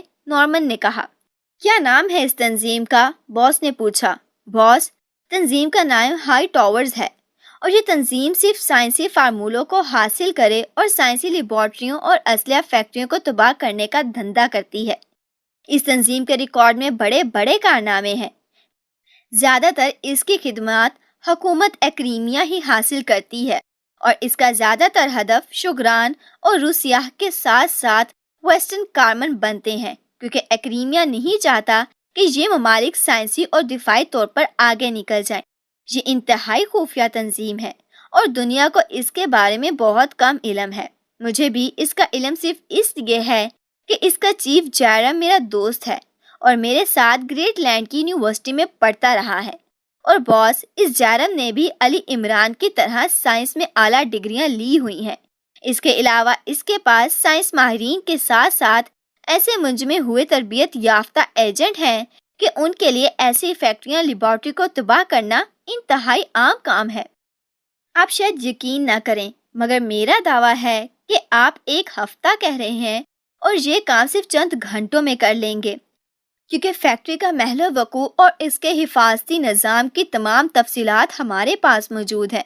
نارمن نے روز و شور سے ہائی ٹاورز کی اہمیت بیان کرتے ہوئے کہا، کیا تمہیں اس بات کا یقین ہے کہ وہ فارمولہ درست حالت میں ہمارے حوالے کر دیں گے اور اس کی کوئی کاپی نہیں کریں گے اور اس کے بعد میں دوسرے ممالک کے پاس بھی فروخت نہ کریں گے؟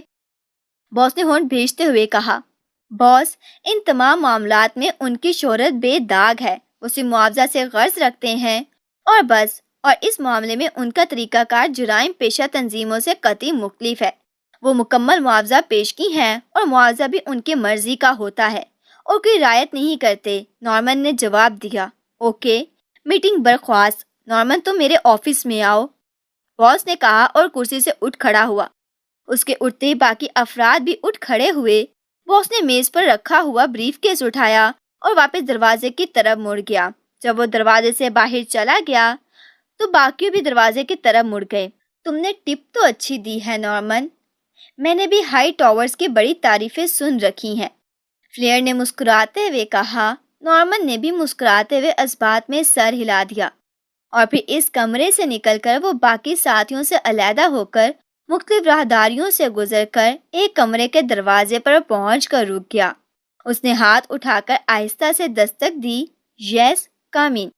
اندر سے باس کی آواز سنائی دی اور نارمن نے دروازہ کھولا اور اندر داخل ہو گیا۔ یہ باس کا آفس تھا۔ باس میز کے پیچھے کرسی پر بیٹھا ہوا تھا۔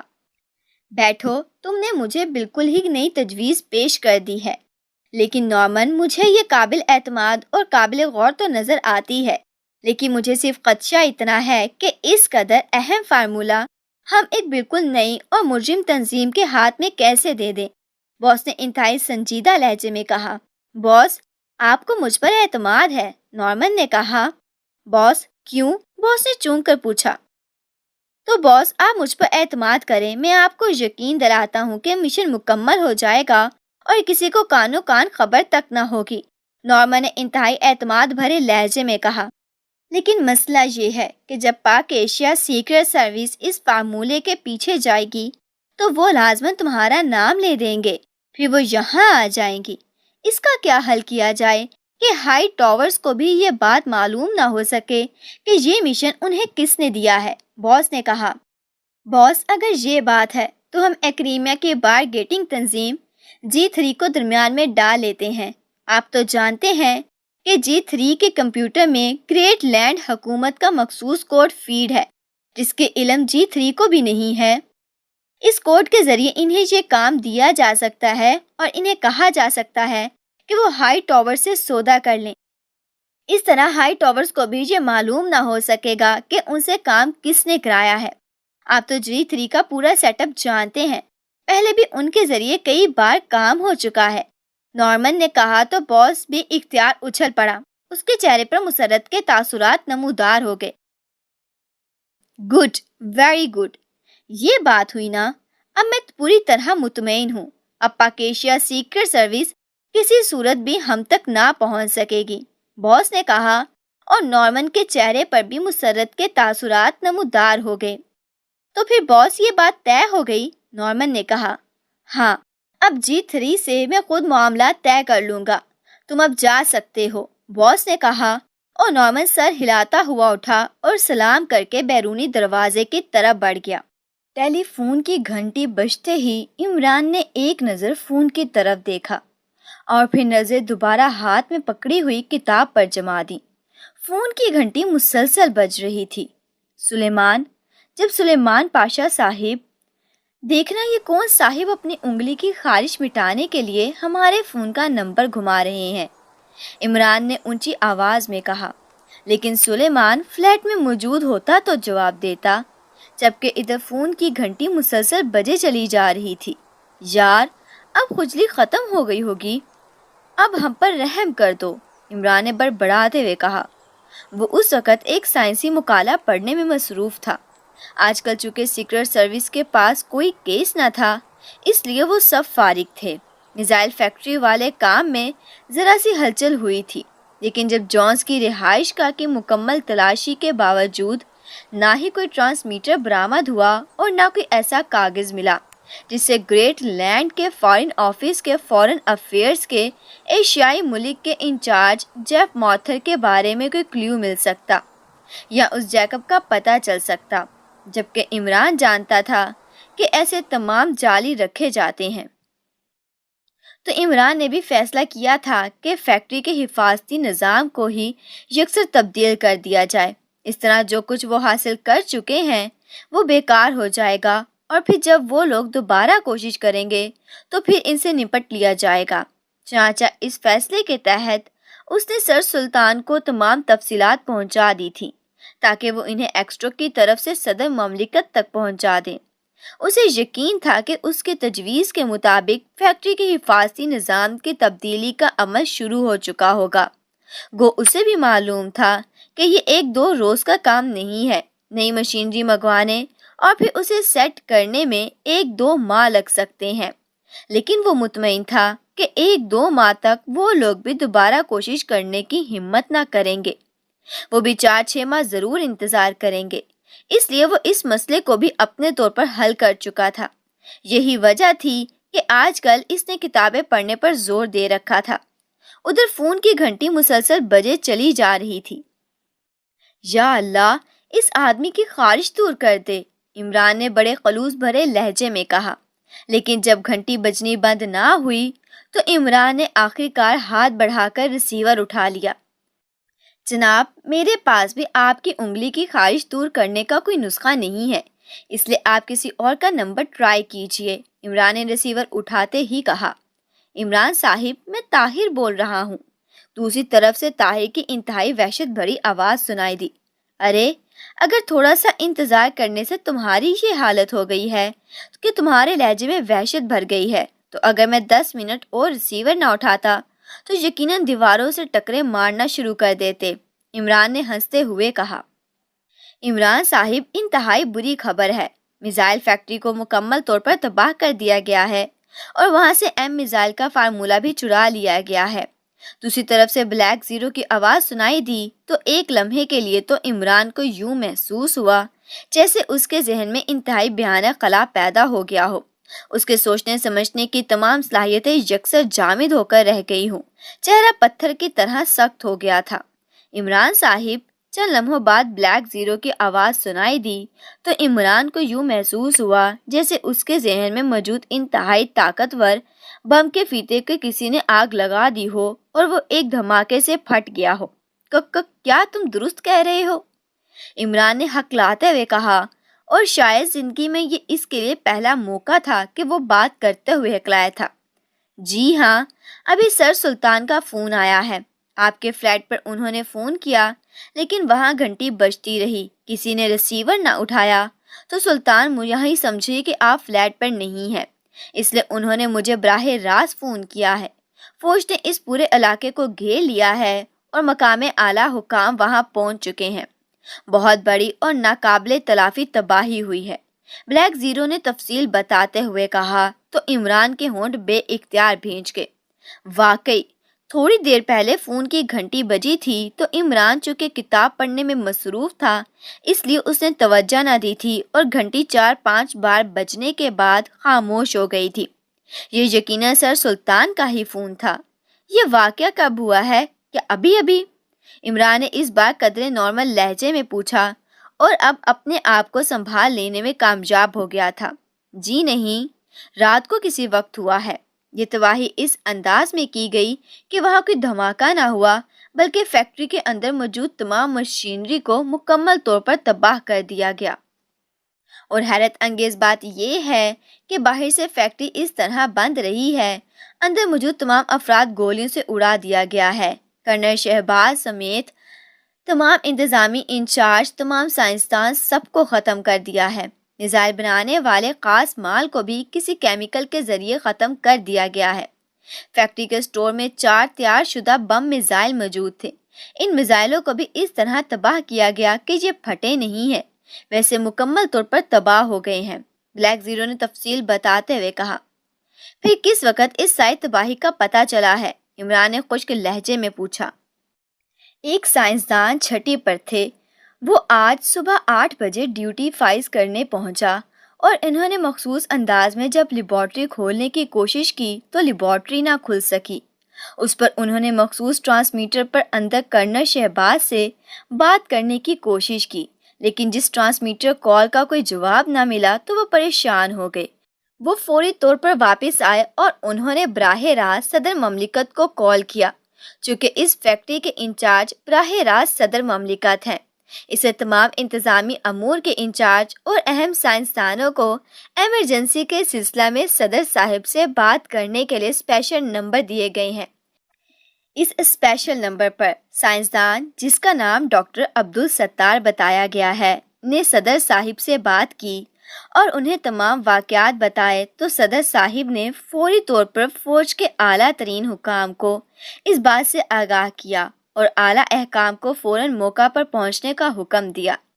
جب کسی طرح بھی فیکٹری کا گیٹ نہ کھل سکا تو مجبوراً مخصوص قسم کے ڈائنامائٹ استعمال کر کے ان چٹانوں کو توڑا گیا اور اس کے بعد فیکٹری کی اندرونی صورتحال سامنے آئی۔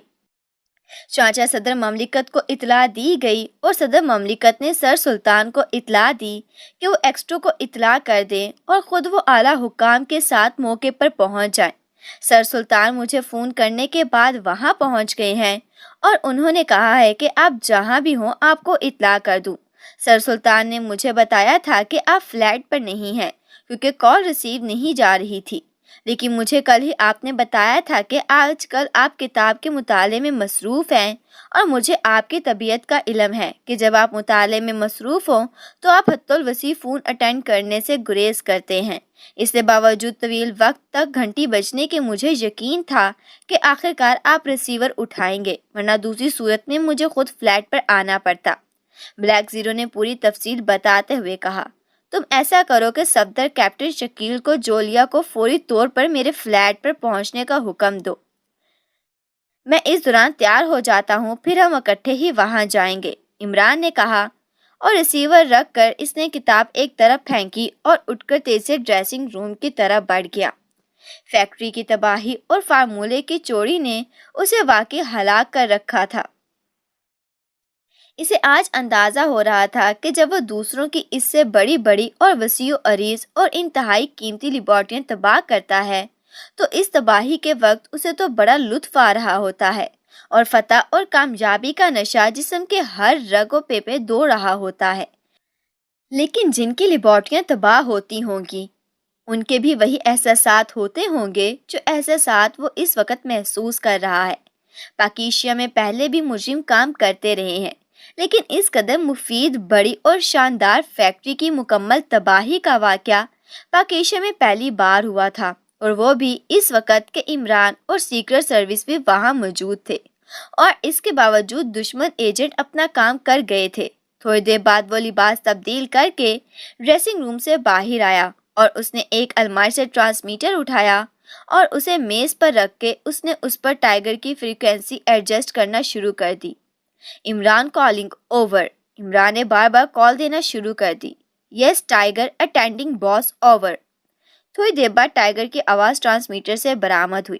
ٹائیگر دارالحکومت سے 7 کلومیٹر شمال کی طرف کارٹر پہاڑیوں میں واقع پاکیشیا کی ایک خفیہ اور انڈر گراؤنڈ میزائل فیکٹری رات اس طرح تباہ کر دیا گیا کہ کسی قسم کا دھماکہ نہ ہونے دیا گیا۔ یہ سارا کام انتہائی منظم طریقے سے کیا گیا ہوگا اور اس کے لیے ماہر لوگ بھیجے گئے ہوں گے، لیکن وہ براہ راست آسمان سے نازل نہیں ہوئے ہوں گے۔ انہوں نے لازماً یہاں کسی مقامی روپ کی مدد سے ٹھانے ہائر کیے ہوں گے اور پہلے سارے علاقے کا جائزہ لیا ہوگا، جس کے لیے بھی انہیں مقامی افراد کی معاونت کی ضرورت پڑی ہوگی۔ اس لیے تم ایسا کرو کہ پورے دارالحکومت کو ایسے مقامی گروپ کو چیک کرو جس کا کسی نہ کسی طرح بھی ایسی واردات میں ملوث ہونے کا معمولی سا شبہ بھی ہو سکتا ہو۔ عمران نے تفصیل سے ہدایت دیتے ہوئے کہا، یہ وہی فیکٹری ہے باس جس کے سلسلہ میں آپ نے رابرٹ کے جاگور کو تلاش کرایا تھا؟ اوور۔ ٹائیگر نے پوچھا۔ ہاں وہی ہے، اوور، عمران نے جواب دیا۔ ٹھیک ہے جناب، میں ابھی کام شروع کر دیتا ہوں، اوور، دوسری طرف سے کہا گیا، اور عمران نے اوور اینڈ آؤٹ کہہ کر ٹرانسمیٹر آف کر دیا اور پھر اسے اٹھا کر واپس الماری میں رکھ دیا، اور اسی لمحے کال بیل بجنے کی آواز سنائی دی اور عمران مڑ کر تیز تیز قدم اٹھاتا بیرونی دروازے کی طرف بڑھتا چلا گیا۔ اسے معلوم تھا کہ آنے والے صفدر کیپٹن شکیل اور جولیا ہوں گے۔ اس نے دروازہ کھولا تو واقعی وہ تینوں موجود تھے۔ ان کے چہرے بھی ستے ہوئے تھے، یقیناً بلیک زیرو نے انہیں بھی فیکٹری کی تباہی کے بارے میں بریف کر دیا تھا۔ آؤ، میں تمہارا ہی منتظر تھا، عمران نے کہا، اور پھر لاک کر کے وہ سیڑھیاں اتر کر نیچے آ گیا۔ نیچے صفدر کی کار موجود تھی۔ میں اپنی کار لے آتا ہوں، عمران نے کہا اور فلیٹ کے بنے ہوئے گیراج کی طرف بڑھ گیا۔ چند لمحوں بعد اس نے کار گیراج سے نکالی اور پھر جولیا بھی اس کی کار میں بیٹھ گئی، جبکہ صفدر ساتھ کیپٹن شکیل بیٹھ گیا اور دونوں کاریں تیزی سے کارٹریو پہاڑیوں کی طرف دوڑنے لگیں۔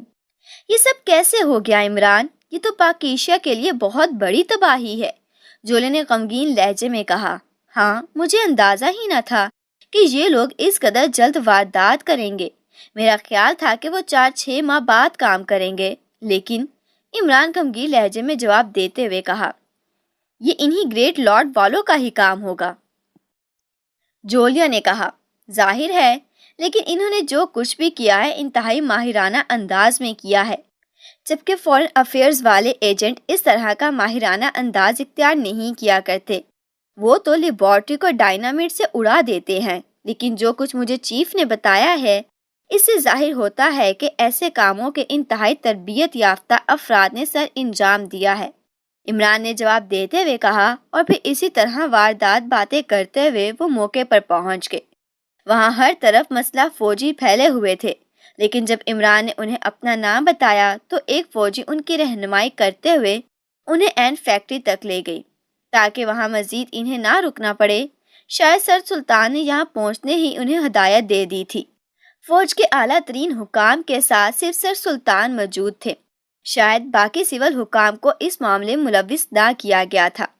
پھر سر سلطان نے فوج کے اعلیٰ عمران کا تعارف سیکرٹ سروس کے چیف ایکسٹرا کے نمائندے خصوصی کے طور پر کرایا، اور تمام فوجی حکام نے اس سے اور اس کے ساتھیوں سے بڑے گرم جوشانہ انداز میں مصافحہ کیا۔ فیکٹری تو مکمل طور پر تباہ کر دی گئی ہے، سر سلطان نے گرم لہجے میں کہا۔ کوئی کلیو اب تک ملا ہے؟ عمران نے پوچھا۔ جی نہیں، کس قسم کا کوئی کلو نہیں مل سکا۔ یوں لگتا ہے جیسے مافوق الفطرت قوت نے یہ ساری کارروائی کی ہو، ایک افسر نے کہا۔ آپ میرے ساتھ آئیں، میں خود فیکٹری کا معائنہ کرنا چاہتا ہوں۔ عمران نے اسی فوجی آفیسر سے مخاطب ہو کر کہا۔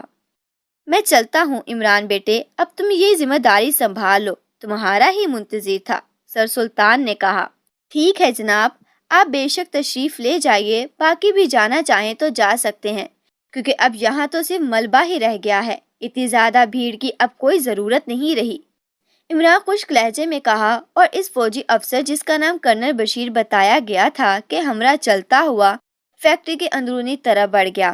پھر عمران اور اس کے ساتھیوں نے پوری فیکٹری چیک کر ڈالی۔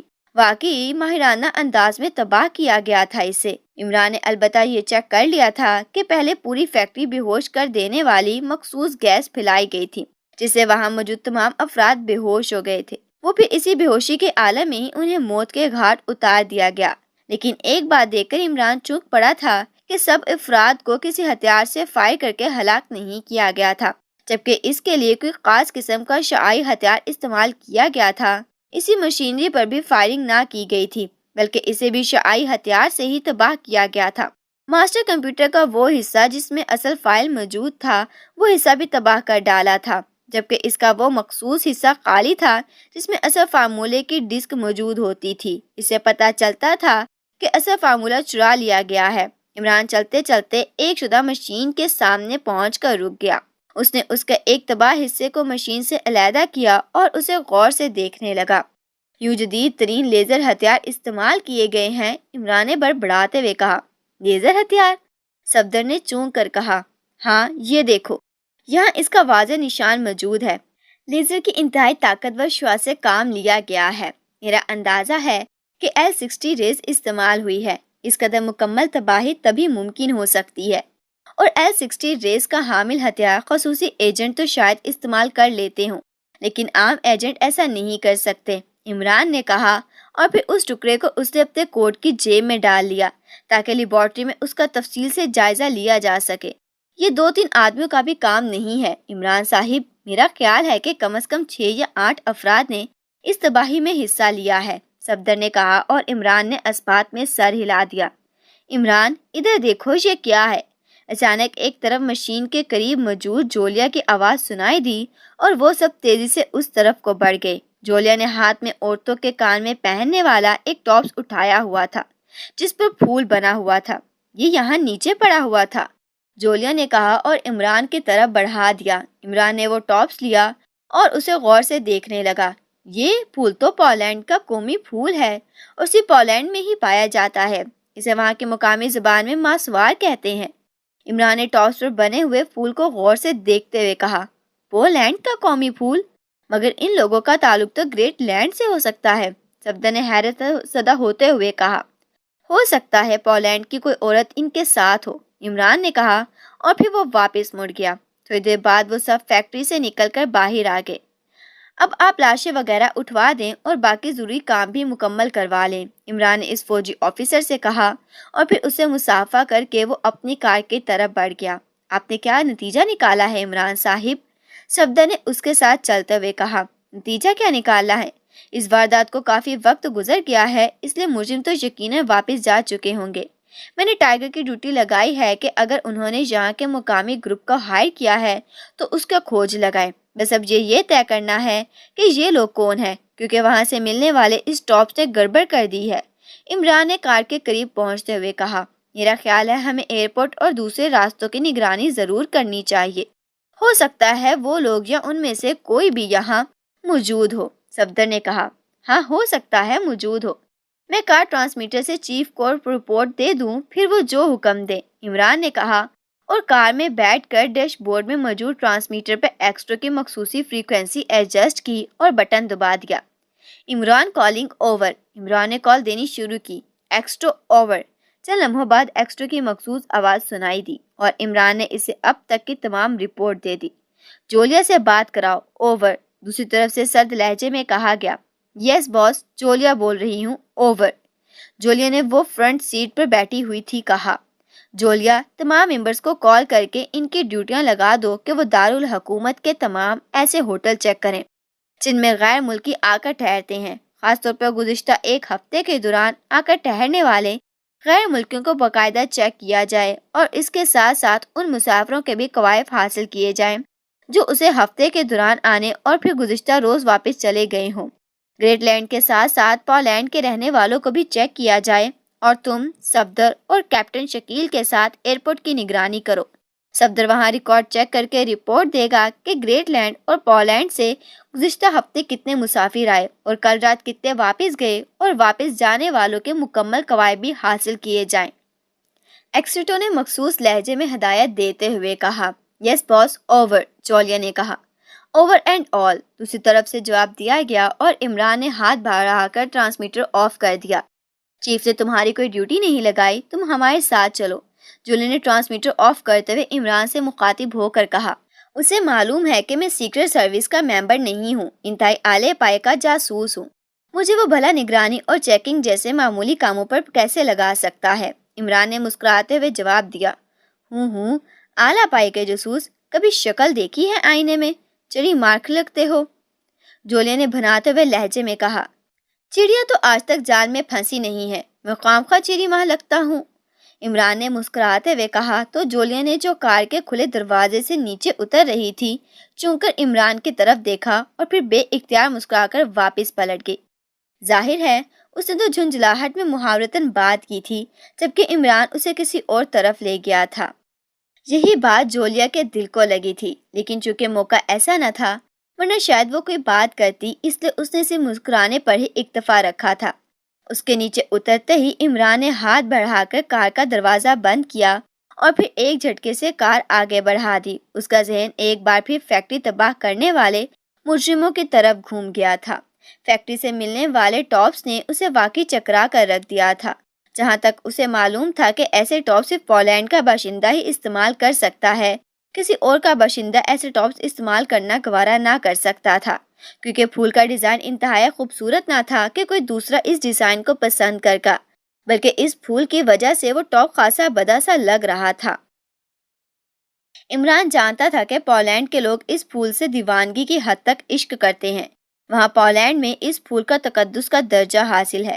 یہی وجہ تھی کہ اس کا دل کہہ رہا تھا کہ وہ عورت جس کے کان کا یہ ٹاپس گرا ہے اس کا تعلق لازماً پولینڈ سے ہی ہوگا، لیکن پولینڈ کی کسی عورت کا گریٹ لینڈ کے سرکاری ایجنڈوں میں شامل ہو جانا بہت مشکل تھا۔ عام حالات میں تو اسے ناممکن ہی سمجھا جا سکتا تھا۔ حالانکہ خود پاکیشیا سیکرٹ سروس میں جولیا شامل تھی جس کا تعلق سوئٹزرلینڈ سے تھا، لیکن عمران گریٹ لینڈ والوں کی اذیت کے بارے میں اچھی طرح جانتا تھا، اس لیے وہ ایسا سوچ رہا تھا۔ بہرحال اس نے فیصلہ کر لیا تھا کہ جو لوگ بھی ہوں گے ان کا انتہائی انجام عبرت ناک ہوگا۔ اسے ادھیر بن میں وہ دانش منزل پہنچ گیا۔ عمران صاحب، کوئی خاص کلیو بھی ملا ہے؟ بلیک زیرو نے سلام دعا کے بعد پہلی بات ہی یہی کی تھی۔ بس اس ٹاپس نے گڑبڑ پھیلا دی ہے، ورنہ تو 100% گریٹ لینڈ کے ایجنڈوں کا ہی کام ہو سکتا ہے۔ میں ذرا لیبارٹری میں اس ٹاپس اور اس مشینی ٹکڑے کا جس پر ریزر فائر کی گئی تھی تفصیلی تجربہ کر لوں۔ تم ایسا کرو کہ ٹرانسمیٹر پر میری فریکوینسی ایڈجسٹ کر دو۔ ہو سکتا ہے کہ ٹائیگر کی کال آ جائے تو اسے لیبارٹری میں ہی ڈائریکٹ بات کر لینا، عمران نے جواب دیتے ہوئے کہا، اور بلیک زیرو نے اس بات میں سر ہلا دیا۔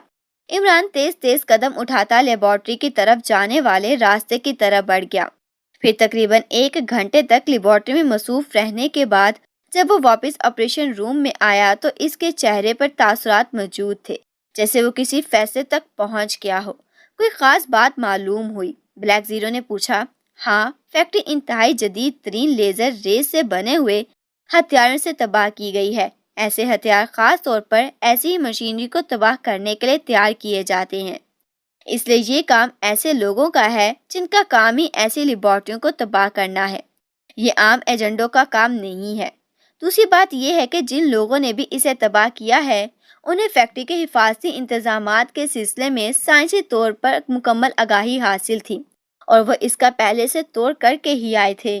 اور تیسری بات یہ کہ ٹاپ جس عورت کا ہے اس کا تعلق بہرحال پولینڈ سے ہے، گریٹ لینڈ سے نہیں ہے، کیونکہ ٹاپس پولینڈ کا ہی ہے اور پولینڈ میں قانونی طور پر اس بات کا خیال رکھا جاتا ہے کہ ہر چھوٹی سے چھوٹی چیز پر کمپیوٹر میں نشانات لگائے جاتے ہیں تاکہ اس چیز کی فروخت کا مکمل ریکارڈ کسی بھی وقت حاصل کیا جا سکے، اور وہ ایسی چیزیں صرف مقامی افراد کو ہی فروخت کرتے ہیں، غیر ملکیوں کے لیے ان کی مصنوعات علیحدہ ہوتی ہیں۔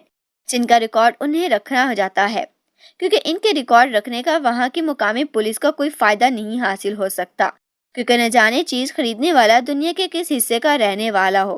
اب اسے کہاں تلاش کیا جا سکتا ہے؟ اس ٹاس پر بھی کمپیوٹر سے ٹون آ جاتی تھی، جس کی وجہ سے عمران کیڈل دبا کر دوبارہ نمبر ڈائل کرنا شروع کر دیتا اور پھر تیسری بار نمبر درست طور پر ڈائل ہو سکا۔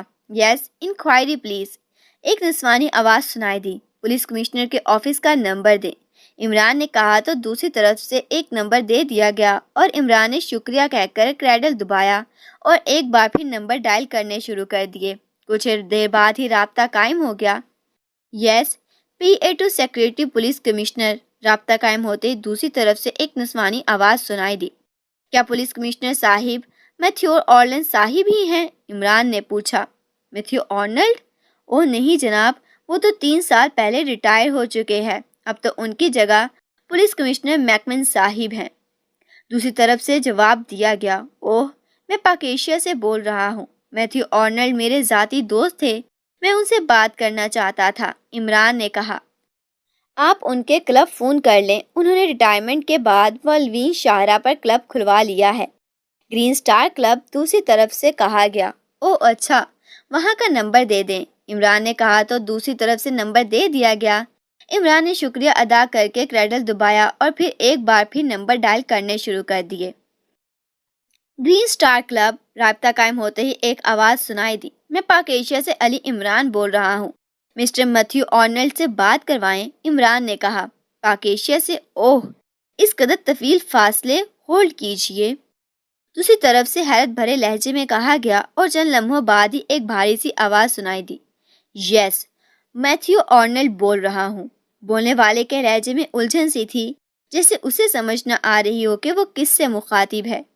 شکر ہے بول تو رہے ہو، میں نے تو سنا تھا کہ آدمی ریٹائر ہونے کے بعد جنگلوں اور ویرانوں میں نکل جاتا ہے، کیونکہ جو روب و دبدبہ نوکری میں ہوتا ہے وہ ریٹائرمنٹ ہونے کے بعد یکسر ہی ختم ہو جاتا ہے، اور ویرانوں میں آدمی ظاہر ہے بولنا ہی بھول جاتا ہے۔ عمران نے مسکراتے ہوئے کہا۔ آپ کون صاحب بات کر رہے ہیں؟ دوسری طرف سے حیرت بھرے لہجے میں کہا۔ بھائی، تمہاری اس خاتون نے جس نے فون ملایا ہے تعارف نہیں کرایا، ظاہر ہے اس قدر خوبصورت نام وہ تک تم تک کیسے پہنچا سکتی تھی، اس لیے اس نے اپنے لیے محفوظ کر لیا ہوگا۔ ویسے اس کا حد و اربا کیا ہے؟ میرا مطلب ہے مس ہے، مسز ہے، یا؟ عمران کی زبان رواں ہو گئی تھی۔ آپ پاکیشیا سے ہی بول رہے ہیں؟ اوہ، کہیں آپ علی عمران تو بات نہیں کر رہے؟ میتھیو نے چونکتے ہوئے کہا۔ اس کا مطلب ہے نہ صرف زبان حرکت میں ہے بلکہ یادداشت بھی موجود ہے۔ گڈ شو، پھر تو مبارک ہے، عمران نے ہنستے ہوئے کہا۔ اوہو عمران، تم اس قدر طویل عرصے کے بعد، اوہ کیا تم واقعی پاک ایشیا سے بول رہے ہو یا پولینڈ سے بات کر رہے ہو؟ میتھیو کے لہجے میں یکلخت بے تکلفی آ گئی تھی۔ پاک ایشیا سے ہی بول رہا ہوں۔ کیوں؟ تم نے یہ بات کیوں پوچھی ہے؟ عمران نے حیران ہو کر پوچھا۔ اس لیے کہ جس طرح تم لمبی بات کر رہے ہو، اس سے تو کال کا اتنا ہو جائے گا کہ اتنی لمبی کال کا خرچہ کوئی لارڈر ہی بھر سکتا ہے، جبکہ تم ہمیشہ یہی کہتے ہو کہ غریب آدمی تو اپنے کک کو تنخواہ دینے کے قابل نہیں ہے۔ میتھیو نے ہنستے ہوئے کہا اور عمران بھی اس کی بات سن کر بے اختیار ہنس پڑا۔ اصل بات یہ ہے کہ یہاں پاک ایشیا میں ہم غریبوں کے لیے فون والوں نے خصوصی انتظامات کر رکھے ہیں کہ کال قابل سننے والے کے کھاتے میں ڈال دیتے ہیں، عمران نے جواب دیا۔ یہ کیسے ہو سکتا ہے؟ تمہارے پاک ایشیا کے فون کا محکمہ یہاں پولینڈ میں مجھ سے فون کے رقم کیسے وصول کر سکتا ہے؟ میتھیو نے حیرت بھرے لہجے میں کہا۔ تمہارا ملک فلاحی ریاست کہلاتا ہے نا؟ عمران نے کہا۔ ہاں مگر، میتھیو نے حیرت بھرے لہجے میں کہا۔ بس اگر مگر کی ضرورت نہیں ہے، فلاح تو بہرحال فلاح ہی ہوتی ہے۔ اسے تمہارے ملک کے پاک ایشیا میں سفیر صاحب سے بات ہو چکی ہے کہ علی عمران کے پاس اتنی رقم نہیں ہے کہ وہ انتہائی ضروری کال پولینڈ کر سکے، تو فلاحی مملکت کے سفیر صاحب نے بڑے فراخ دلانہ انداز میں اجازت دے دی ہے کہ علی عمران بے شک کال کرے اور جتنی دیر چاہے کال کرے۔ فلاحی حکومت گرین سٹار کلب سے بل وصول کر کے محکمہ فون پاک ایشیا کو دلا دے گی، عمران نے مسکراتے ہوئے جواب دیا۔ ارے اوہ، اس سے تم مزے لے کر یہ سب فضول باتیں کر رہے ہو۔ ارے اتنے طویل فاصلے کی کال اور اتنی لمبی، کیا میرا کلب نیلام کروانے کا ارادہ ہے؟ جلدی بولو، کال کیوں کیا ہے؟ کیا مقصد ہے؟ مختصر بات کرو، جلدی کرو ورنہ میں ریسیور رکھ دوں گا، میتھیو آرنلڈ نے بری طرح گھبراتے ہوئے لہجے میں کہا۔ ارے اتنا کیوں گھبرا گئے ہو؟ لاکھوں کروڑوں کما رہے ہو، کیا ہوا اگر سینکڑوں ہزاروں دینے پڑ گئے؟ عمران نے کہا۔ تم نہیں بتاتے نا، بتاؤ، میں بند کر رہا ہوں، میتھیو آرنلڈ نے کہا، اور اس کے ساتھ ہی رابطہ ختم ہو گیا۔ ارے وہ تمہیں مذاق، ارے کمال ہے، بند کر گیا، انتہائی کنجوس آدمی ہے، عمران نے بڑبڑاتے ہوئے کہا اور کریڈل دبا کر دوبارہ نمبر ڈائل کرنے شروع کر دیے۔ عمران صاحب، آپ خود ہی تو کہتے ہیں کہ لوگوں کے ٹیکسوں سے سرکاری کام ہوتے ہیں، اب آپ خواہ خواہ لمبی کال کر رہے ہیں، بلیک زیرو نے مسکراتے ہوئے کہا۔ کمال ہے، تم اتنے عرصے سے دانش منزل میں بیٹھے ہو اور تمہیں یہ بھی نہیں معلوم کہ اس فون کا سسٹم کیا ہے، عمران نے چونک کر کہا۔ سسٹم کیا ہے؟ اس کا بل ادا نہیں ہوتا، بلیک زیرو نے چونک کر حیرت بھرے لہجے میں کہا۔ کیا تمہیں کبھی بل آیا ہے؟ کیا بل ادا کیا ہے تم نے؟ عمران نے رابطہ نہ ملنے پر کیڈل دبا کر ایک بار پھر نمبر ڈائل کرتے ہوئے کہا۔ مجھے بل کیا آنا ہے؟ اس امانت کی بل تو حکومت ادا کرتی ہے، بلیک زیرو نے جواب دیا۔ بھائی بلیک زیرو صاحب، یہ فون اگر عام فون ہوتا تو اب تک لاکھوں روپے اس ٹریس کیا جا سکتا تھا۔ اس فون کا تعلق ایکسچینج سے اس طرح نہیں ہے جس طرح عام فون کا ہوتا ہے، اسے تم بل کی فکر مت کیا کرو، اس کا نہ ہی بل آتا ہے اور نہ اندراج کیا جاتا ہے، عمران نے جواب دیتے ہوئے کہا، اور بلیک زیرو کے چہرے پر حیرت کے گہرے تاثرات پھیلتے چلے گئے۔ رابطہ ایک بار پھر قائم نہ ہوا تو عمران نے ریسیور رکھ دیا۔ کچھ دیر بعد پھر ٹرائی کروں گا، عمران نے ریسیور رکھتے ہوئے کہا۔ عمران صاحب، آپ نے بڑی عجیب بات کی ہے، میرا تو خیال تھا کہ اس فون نمبر کو ایکسچینج میں خفیہ رکھا گیا ہوگا، لیکن آپ کہہ رہے ہیں کہ اس کا تعلق تو ایکسچینج سے ہے ہی نہیں، لیکن عام طور پر فون کے طرح نہیں ہے، پھر کس طرح؟ یہ بات میری سمجھ میں نہیں آئی، بلیک زیرو نے کہا۔ وہ واقعی بے حد حیران ہو رہا تھا، جو چیز موجود ہو اسے آخر تک خفیہ رکھا جا سکتا ہے، ویسے بھی کل ایسے جدید آلات آ گئے ہیں کہ خفیہ سے خفیہ فون کو بھی ٹریس کیا جا سکتا ہے، اور اس کا محل وقوع بھی۔ اگر یہ نمبر ٹریس کر لیا جائے اور ایکسیٹو اس نمبر پر بات کرے تو پھر انتہائی آسانی سے دانش منزل کو بھی بطور secret service headquarter trace کیا جا سکتا ہے، عمران نے مسکراتے ہوئے کہا۔ تو پھر کس طرح تعلق ہے، کس طرح کال آن ہو جاتی ہے؟ بلیک زیرو نے یقیناً نہ آنے والے لہجے میں کہا۔ ایکسچینج سے تعلق کے بغیر تو کال آ جانا نہیں سکتی، اس لیے تو ہے، لیکن نہ ہی ایکسچینج والوں کو اس کا علم ہے اور نہ ہو سکتا ہے۔ دانش منزل کی چھت پر ایک دیوار کے اندر ایک انتہائی جدید مشین نصب ہے جسے باہر سے چیک بھی نہیں کیا جا سکتا، اور اس مشین کا خصوصی تعلق ریڈیو لہروں کی مدد سے ایکسچینج کے ایک خاص حصے سے ہے۔ جب یہ نمبر ایکسچینج میں ڈائل ہوتا ہے تو یہ ریڈیو لہروں کی مدد سے اسے براہ راست کیچ کر لیتی ہے اور یہاں بج اٹھتی ہے اور بات چیت ہو جاتی ہے۔ جب یہاں سے کال کی جاتی ہے تب بھی یہ مشین ریڈیو لہروں کی مدد سے ایکسچینج سے خود رابطہ کر لیتی ہے، اور جس وقفے میں کال نہیں ہوتی، اس وقفے سوائے ان مخصوص ریڈیو لہروں کے اس مشین اور ایکسچینج درمیان کوئی لنک نہیں ہوتا۔ یہی وجہ ہے کہ اس نمبر کو آج تک نہیں ٹریس کیا جا سکا، عمران نے جواب دیتے ہوئے کہا، اور بلیک زیرو کے چہرے پر حیرت کے تاثرات پھیلتے چلے گئے۔ کمال ہے، اس قدر خفیہ اور جدید سسٹم میں نے تو کبھی اتنی گہرائی میں سوچا ہی نہ تھا، بلیک زیرو نے حیران ہوتے ہوئے کہا۔ تمہاری حیرت بجا ہے، تم بہت دیر بعد دانش منزل میں آئے ہو، تمہیں معلوم ہی نہیں کہ اسے خفیہ رکھنے میں کس قدر محنت اور دماغی ارک زیری کی کام میں الایا جاتا ہے، عمران نے مسکراتے ہوئے کہا، اور ریسیور اٹھا کر اس نے ایک بار پھر نمبر ڈائل کرنے شروع کر دیے۔ اس بار رابطہ قائم ہو گیا اور دوسری طرف سے گھنٹی بجنے کی آواز سنائی دینے لگی۔ گرین سٹار کلب، دوسری طرف سے پہلی آواز نسوانی آواز سنائی دی۔ میتھیو آرنلڈ صاحب سے بات کروائیے، میں پاک ایشیا سے علی عمران بول رہا ہوں، عمران نے کہا۔ یس سر، ہولڈ آن کریں، دوسری طرف سے کہا گیا۔ ہیلو، یہ دوسری کال تو میرے حساب میں کی نہیں جا سکتی، میتھیو کی آواز سنائی دی۔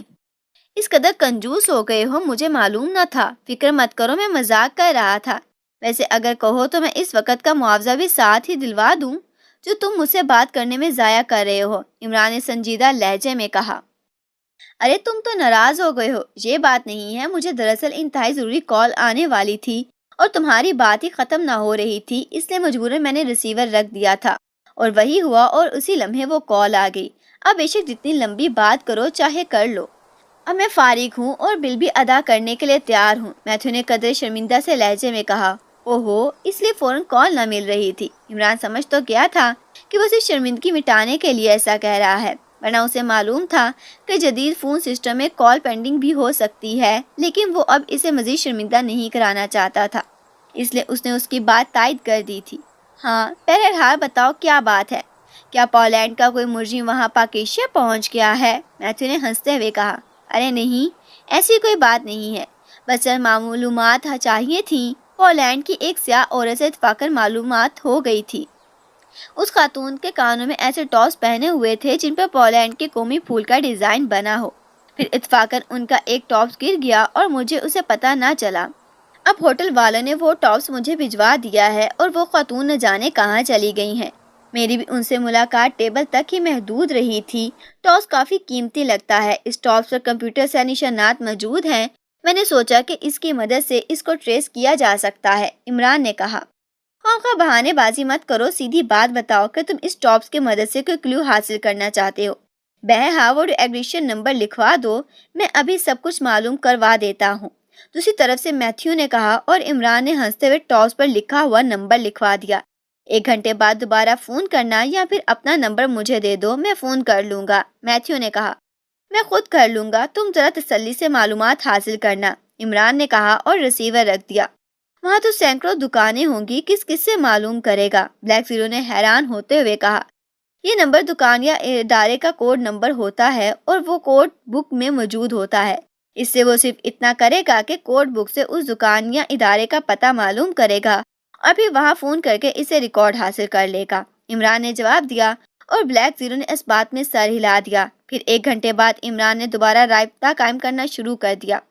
کچھ معلوم ہوا میتھیو کہ ٹاپس کا فروخت کیا گیا ہے؟ عمران نے رابطہ قائم کرتے ہوئے اشتیاق امیز لہجے میں پوچھا۔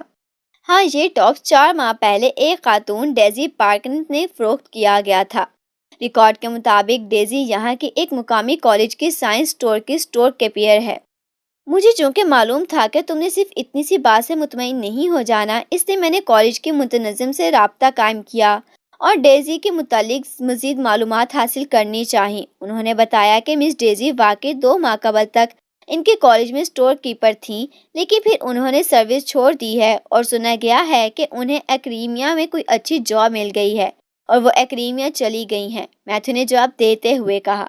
کس کالج میں وہ سروس کرتی رہی ہیں؟ عمران نے ہونٹ چباتے ہوئے کہا۔ ڈرس سائنس کالج یہاں کے مقامی کالجوں میں سے ایک ہے۔ اس کے ڈائریکٹر کا نام ہان البرٹ ہے۔ اگر تم چاہو تو اس سے میرا احوال دے کر براہ راست بھی بات کر سکتے ہو۔ فون نمبر میں بتاتا ہوں، دوسری طرف سے میتھیو نے جواب دیا۔ اس کے ساتھ ہی اس نے فون نمبر بھی بتا دیا۔ بے حد شکریہ میتھیو، تم نے واقعی ایک طویل عرصے بعد دوستی کا خیال رکھا ہے، عمران نے مسکراتے ہوئے کہا۔ ایسی کوئی بات نہیں، پولینڈ میں جب بھی کوئی کام ہو بلا تکلف مجھے فون کر لینا، دوسری طرف سے میتھیو نے کہا، اور عمران نے باقی کہہ کر ریسیور رکھ دیا۔ اس کی پیشانی پر شکنیں سی ابھر آئی تھیں۔ یہ اہم کلیو بھی ضائع ہو گیا۔ اب ایکریمیا میں کہاں اس ڈیزی پرکنس کو تلاش کیا جائے گا؟ بلیک زیرو نے قدرے سنجیدہ لہجے میں کہا۔ کلیو ضائع نہیں ہوا، بلکہ اسے یہ کنفرم ہو گیا کہ فیکٹری پر کرنے والے واقعی تربیت یافتہ افراد کو استعمال کیا گیا ہے۔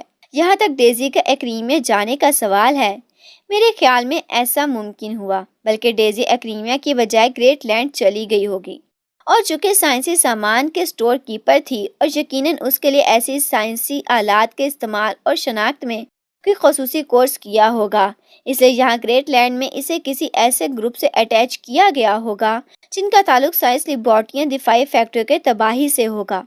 موجودہ دور میں سپر پاورز نے ایسی خصوصی تنظیمیں قائم کی ہوئی ہیں، اصل مسئلہ یہ ہے کہ ہم نے ایسی تنظیموں کا سراغ لگانا ہے، عمران نے کہا۔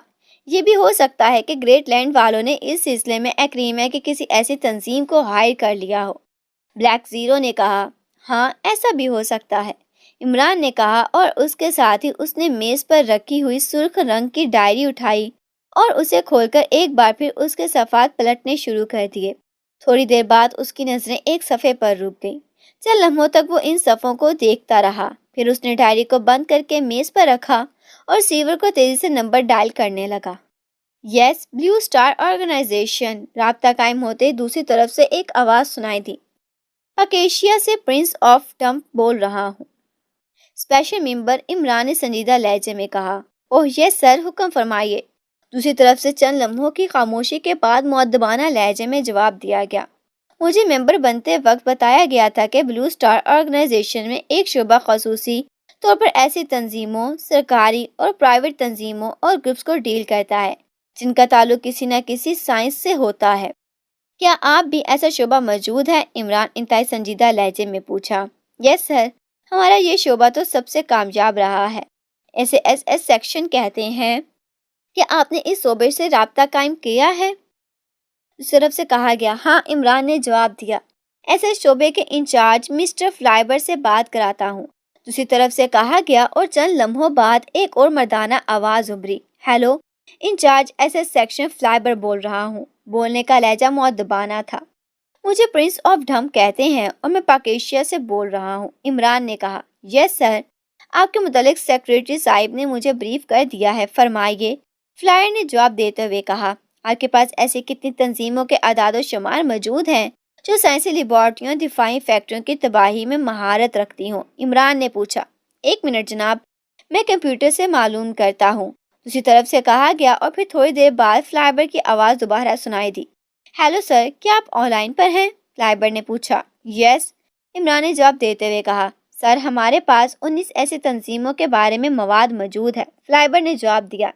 ان میں سے کتنی تنظیموں کا تعلق گریٹ لینڈ سے ہے؟ عمران نے پوچھا۔ گریٹ لینڈ سے 4 تنظیمیں متعلق ہیں اور چاروں پرائیویٹ ہیں، فلائبر نے جواب دیا۔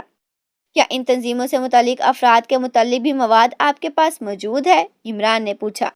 مکمل تو نہیں ہے، لیکن پھر بھی جس قدر افراد کے متعلق معلومات اکٹھی ہو سکتی کی گئی ہیں، فلائبر نے جواب دیا۔ پولینڈ کے رہنے والی ایک خاتون جس کا نام ڈیزی پارکنس ہے، اس کے بارے میں مجھے معلومات چاہیے کہ اس کا تعلق کس تنظیم سے ہے، عمران نے کہا۔ ڈیزی پارکنس؟ کیا صرف گریٹ لینڈ سے متعلق تنظیموں چیک کرنا ہے یا تمام تنظیموں کو؟ فلائبر نے پوچھا۔ میرا ذاتی خیال تو یہی ہے کہ اس کا تعلق گریٹ لینڈ کے کسی تنظیم سے ہوگا۔ آپ پہلے انہیں چیک کریں اور اگر ان میں ایسا نام نہ ہو پھر باقی تنظیموں کو بھی چیک کر لیں، عمران نے جواب دیتے ہوئے کہا۔ یس سر، ہولڈ آن کریں، دوسری طرف سے فلائبر نے کہا اور عمران نے اوکے کہہ دیا۔ تقریباً 3 منٹ بعد ایک بار پھر فلائبر کی آواز سنائی دی۔ ہیلو سر، کیا آپ لائن پر ہیں؟ فلائبر نے کہا۔ یس، کیا رپورٹ ہے؟ عمران نے جواب دیتے ہوئے کہا۔ سر، پولینڈ سے متعلق ایک تنظیم ہائی ٹاور کی لسٹ میں ڈیزی پارکنس کا نام موجود ہے، وہ اس تنظیم کے آپریشن سیکشن کی انچارج ہے، دوسری طرف سے فلائبر نے جواب دیا تو عمران چونک پڑا۔ ہائی ٹاورز، یہی نام بتایا ہے نا آپ نے؟ عمران نے ہونٹ چباتے ہوئے کہا۔ یس سر، یہ ایسے تمام تنظیموں میں سب سے فعال تنظیم ہے، فلائبر نے جواب دیا۔ اس کے متعلق اہم باتیں مجھے آپ فون پر ہی بتا دیں، عمران سے پوچھا۔ سر، جیسا میں نے پہلے بتایا ہے، یہ سب تنظیموں میں اس وقت زیادہ فعال اور کامیاب تنظیم ہے۔ اس کی لسٹ میں بہت سے اہم کارنامے موجود ہیں۔ ان کے چیف کا نام جیرم ہے۔ یہ تنظیم انتہائی جدید ترین سائنسی آلات اپنے مشن کے لیے استعمال کرتی ہے، انتہائی تیزی سے کام کرنے کی عادی ہے۔ اسے زیادہ تر ایکریمیم حکومت اسے روسیہ اور شوگران کے خلاف ہائر کرتی ہے۔ بعد چاند میں بھی اس نے بے شمار مشن سر انجام دیے ہیں۔ اس کے 3 شعبے ہیں۔ ایک شعبہ ایڈمنسٹریشن کا ہے، اس کا انچارج جیرم ہے۔ دوسرے شعبے کا تعلق سائنسی فارمولوں کا حصول ہے، اس شعبے کا انچارج فینس ہے۔ اور تیسرا آپریشن کا ہے، اس کا انچارج مس ڈیزی پارکنس ہے۔ آپریشنل شعبے کا کام لیبارٹریوں، دفاعی فیکٹریوں کو تباہ کرنا ہے، فلائبر نے جواب دیتے ہوئے کہا۔ اس کا ہیڈ کوارٹر کہاں ہے؟ عمران نے پوچھا۔ پولینڈ میں ہے، لیکن اس کے بارے میں مکمل کوائف آج تک نہیں مل سکے۔ البتہ کہا جاتا ہے کہ وہاں سائنسی آلات کا بزنس والی ایک فرم ڈیمو کارپوریشن، جس کا آفس پولینڈ کے دارالحکومت ایل روڈ پر واقع ڈومیکو پلازا میں ہے۔